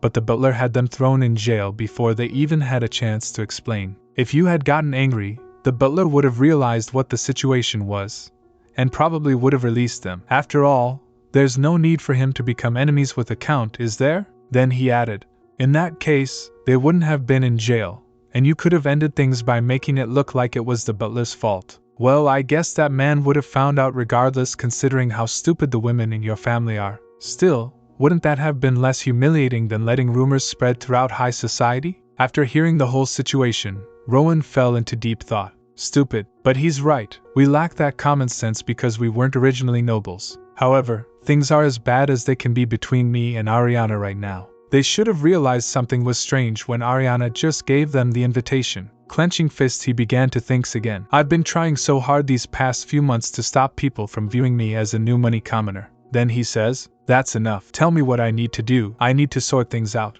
Cameo smiled and said, "Wow. You've even thought about things like that? You can't undo what has already happened. Rumors will spread quickly since there were many people at the ball. It's too late to stop them." Rowen shouted loudly, "Then do you want me to just sit around and do nothing?" Cameo replies, "Of course not. You can present high society with a story even more entertaining than the news about your family's women being dim-witted." Then Rowen asked, "Where am I supposed to find something like that?" Cameo replies, "There isn't anything right now. But who says you can't make something happen?" Outside the manor, Ariana saw Wendy approaching seriously. She said, "There you are." Wendy says, "It looks like you've brought a lot of things with you today as well." Ariana speaks, "Oh, you're here. I need these for my workshop." As Wendy lifts the box, Ariana thinks to herself, even the strong coachman had a hard time getting that off the carriage. Seems like he's quite strong. Then she asked, "Were you going somewhere, or did you come out just to greet me?" "How did you know I was coming?" Wendy replied, "I heard your carriage, though I didn't know you'd bring something this big with you." Ariana said, "Since you're already carrying it, could you please take it to the second floor? I don't think Dylan can carry it upstairs." Wendy says, "That would definitely be too much for him." She's shocked and said, "It sounds like you've already met him." "I'm certain we agreed to meet in the afternoon." He speaks, "He arrived early in the morning. I think he wanted to hurry and make it here before you did." Hearing this, she thinks, I like that he's enthusiastic, but..." Inside the workshop, Dylan was cleaning when he suddenly got startled and said, "Oh, it's you, Lady Ariana. Welcome." Seeing this, she lost in thoughts. It's bad if only one business partner puts in extra effort. Then she smiled and said, "Just call me Ariana." Dylan says, "Pardon?" She speaks, "We won't be comfortable working together if you treat me as someone of a higher rank. We need to consider each other as equals if we want our business to succeed." "I'm already calling you by your name, Dylan." Dylan trembled slightly and said, "But that's because you're a noble lady. You're of a much higher status." She asked, "Even so, we're business partners now, aren't we?" Dylan stuttered and replied, "Then I'll call you Miss Ariana." Then she began to think, "Well, for now I'll have to settle with that." Ariana turned around and saw Wendy carrying the box. He spoke, "I'll leave this here," she said. "Oh, thank you," Wendy says. "Not at all." She began to think, "He looks unhappy about something.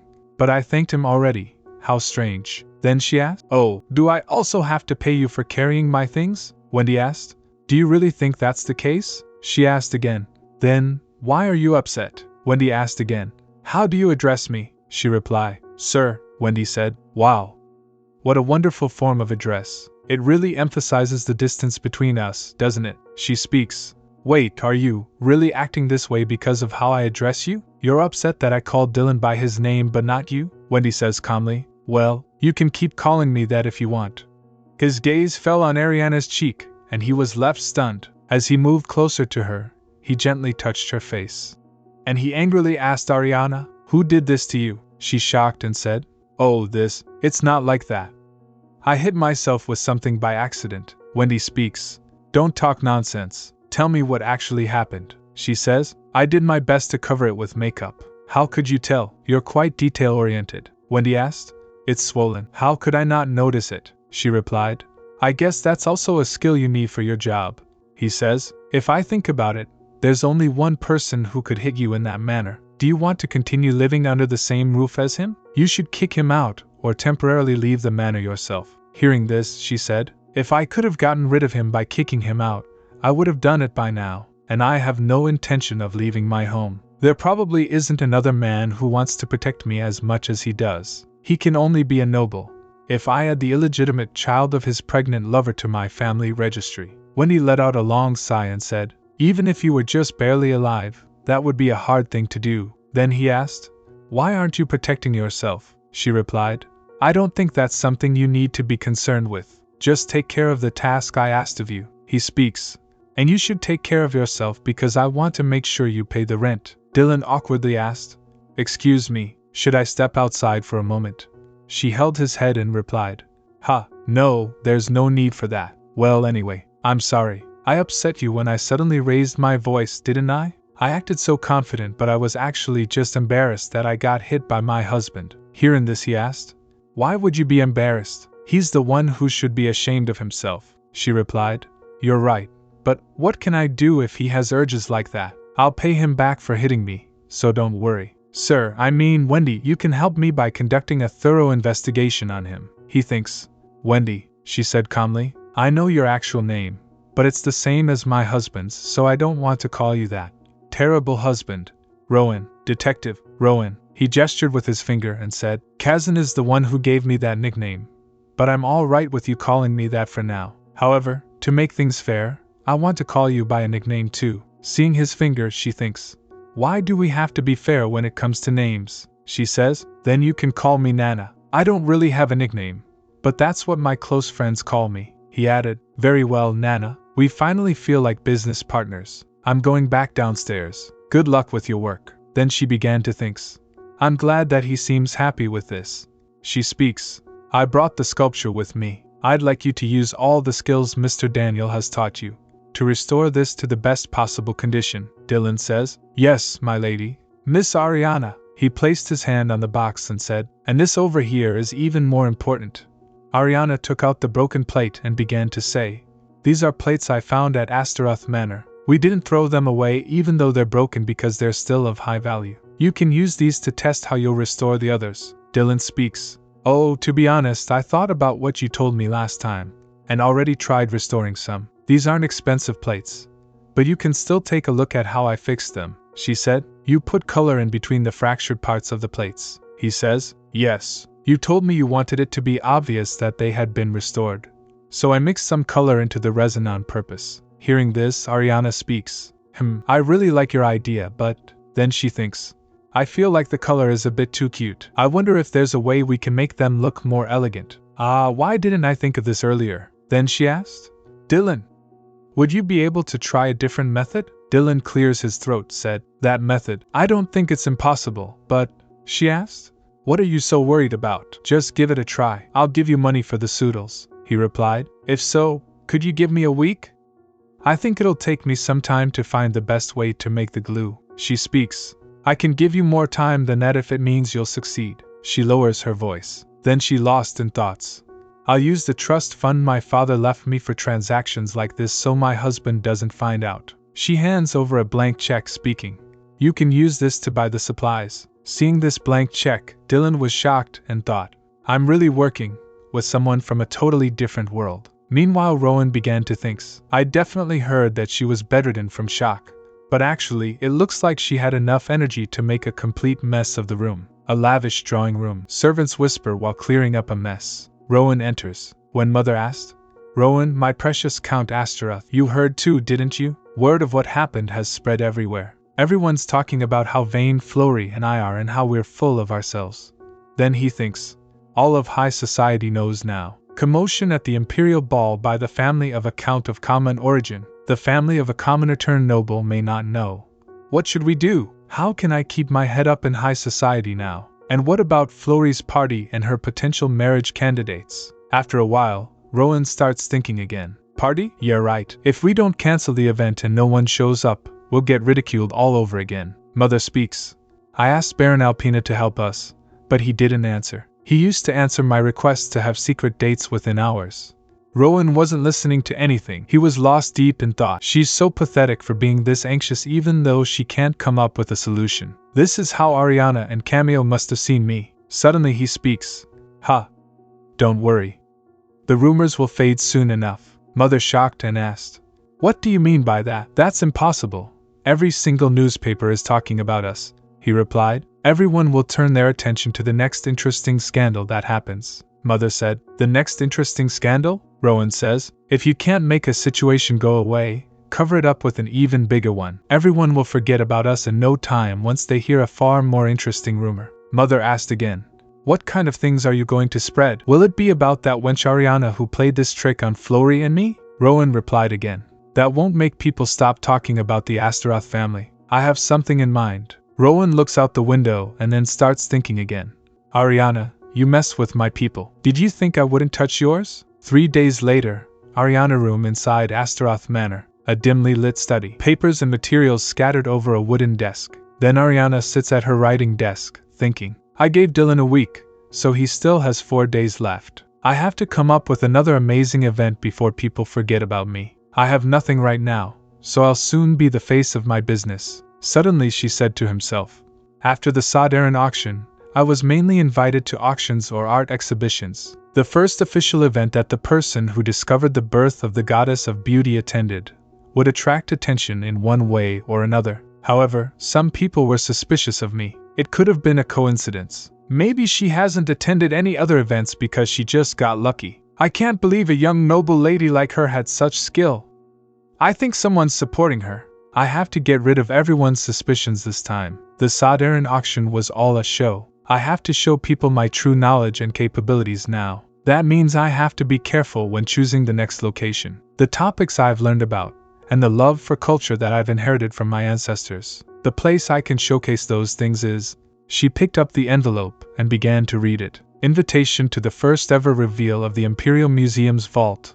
Marquis Lafayette. The Emperor's cousin, Marquis Lafayette. He's the only member of the Imperial family who was against exporting the Imperial cultural assets. He was impressed that my father bought everything instead, and they ended up forming a friendship that will now be beneficial for me. Plus, the items inside that vault are famous among scholars, so there's a lot I can learn in advance. She said, this is it. This will be my second stage. 3 days later, the day of the Imperial Museum's vault reveal. Ariana was sitting in front of the mirror, getting her hair done by Gwen, when she spoke.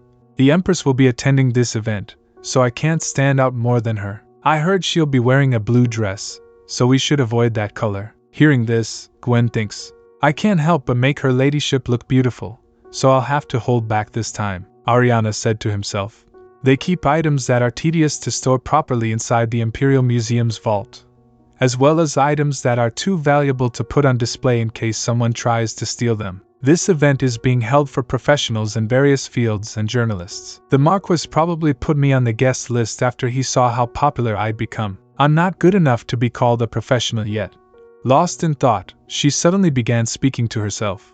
It's a small event with few people, but since the Empress is taking part, it was called an opportunity to remind people about the worth of cultural assets. The reason for Her Majesty's participation is probably the fact that recently, a lot of stolen cultural assets have been sold on the black market. The Imperial family likely wants to send them a warning. I'll have to keep that in mind. Suddenly Gwen asked. Oh, right. Do you not have an escort tonight, my lady? She replied.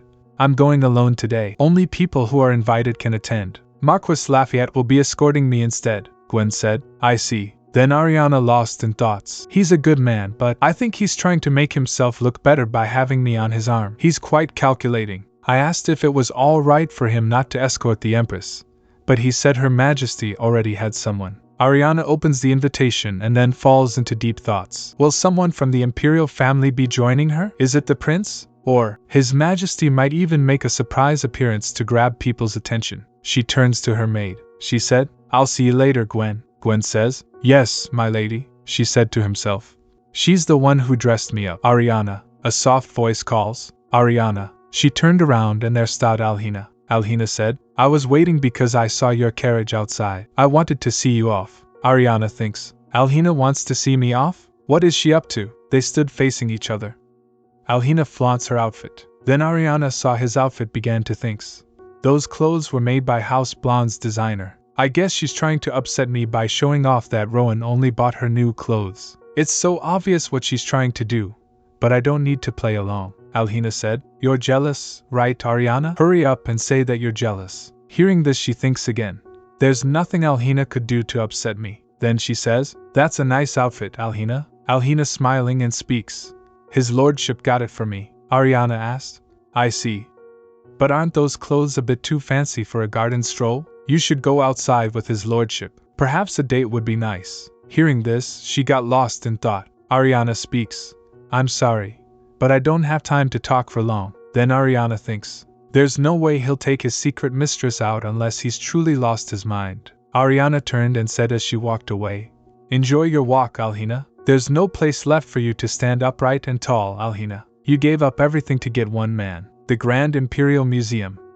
As soon as Ariana arrived, a man bowed respectfully and spoke with courtesy. Countess Astaroth. I'm finally meeting the lady who shook the whole capital. Head of the Imperial Museum. Marquis Lafayette. Ariana smiling and said, It's been so long, my lord. Marquis Lafayette speaks. Indeed. It's already been 5 years since we last met. I heard that you've been keeping a low profile since the Sadaran auction. Thank you for coming today, Ariana replied. Of course, you're the one who invited me, my lord. You were such close friends with my father. I had to come, Marquis Lafayette softly said. Thank you for saying that. I'll look great with you by my side today, my lady. Guest pointing. There. It's Countess Astaroth and Marquis Lafayette, reporter asked. This is the first event you've attended after the Sadaran auction. Why did you choose this one? Another reporter asked. How did you discover the goddess at the auction? Reporter asked again. Were you invited today because you're a professional? Please answer us, your ladyship. Hearing this, she said to himself. Nothing good will come from me getting all this attention before the Empress arrives. Suddenly someone said, Wait, Her Majesty is here. Another guest says, Oh my goodness, it's the Emperor. The Emperor, Hector Crawford. The Empress, Grace Crawford. Someone speaks. But His Majesty wasn't on the special guests list. It's a surprise appearance. Seeing this, Ariana began to think. Seeing how the Marquis isn't fazed, I'm certain this was a planned surprise. Ariana bowing and said, Greetings, Your Majesty. Emperor smiling and speaks. My, this isn't the palace. I'm simply one of the guests, so there's no need for the formalities. It's the lady who is the topic of great interest. I was expecting to see you at the Imperial Ball, but, Empress asked, You said you're a guest, so why are you bringing up the Imperial Ball? She replied. My apologies for not attending the ball. If it's all right with you, may I show you around the exhibition as an apology? Emperor asked. You want to show us around? Then Empress asked. How will you show us the exhibition? Ariana replied gracefully. My late father lent the Imperial Museum a few of his pieces that are on display. Some of our pieces were being kept in the vault until we could restore them, Marquis Lafayette said. She's right. We currently have a portion of the Astaroth collection on display at the museum. 2 of those pieces are inside the vault, waiting to be restored. Emperor shocked and asked, I see. So Lady Ariana will be the one to explain those 2 pieces to us? Empress smiling politely and said, Why would it just be those 2? The Countess has quite the range of expertise when it comes to art. I'd like to ask you to explain all of the pieces to us, if that's okay. Count Gloss, Imperial Museum scholar. Count Gloss furious and thinks, That's nonsense. I was supposed to be their guide today. Marquis Lafayette was the one who asked me to do it. Marquis Lafayette firm and speaks. I guarantee that her ladyship has a good eye and a broad scope of knowledge. She said, Well, if you put it like that, I might be a bit lacking, but I'll give you a tour. Count Gloss holds his head, thinking in shock. No, this can't be happening. No. Marquis Lafayette smiled and says, Haha, great. Everyone entered the vault. This is the first revealing in the Imperial Museum's history. She looks at a book and starts thinking. This is an ancient book from the Mado period. The magic that prospered thousands of years ago might have vanished, but we can look back on that time period thanks to this relic. I've read a lot of material from this period, but seeing it myself has a totally different aura. I'll be able to do a good job of being a guide. Then Ariana aloud, Your Majesty, this is an ancient book from the Mado period. Emperor impressed and asked, You're amazing, Lady Ariana, how do you know so much about relics? Hearing this, she lost in thoughts. Today's event is being held with the goal of telling people we should protect our rare relics and not sell them off to other countries. Then she replied, I'm certain many people are aware that my father devoted his life to preserving cultural assets. I'm simply studying as I continue his work. She thinks again. Looking good in the eyes of powerful people will be good for me. It might help me with my divorce later on too. Clapping her hands, the Empress spoke. Preserving cultural assets is such a valuable job. We must preserve these relics for generations to come. In fact, it's more of an obligation than a choice. There are people who have forgotten about that obligation and sell our precious relics on the black market. They'll receive strict punishments for their crimes. Emperor lost in thoughts. I can't believe she got us to discuss this topic so naturally. I thought the Astaroth household was a strange family, immersed in their own beliefs. But I didn't know they had such a talented person. Ariana gazes at the mirror, lost in thought. It's giving off a different feeling than what I learned in my study materials. Seeing how it's placed on the floor, is it just a mirror? But it feels strangely familiar. Count Gloss came from behind and said, It seems like you've taken an interest in that mirror, my lady. She says, Oh, you must be Count Gloss. Then she thinks again. This man, why does it feel like he's being hostile toward me? Is it just my imagination? Please remember to like and subscribe if you enjoyed the video, as it really helps our channel grow. Thanks.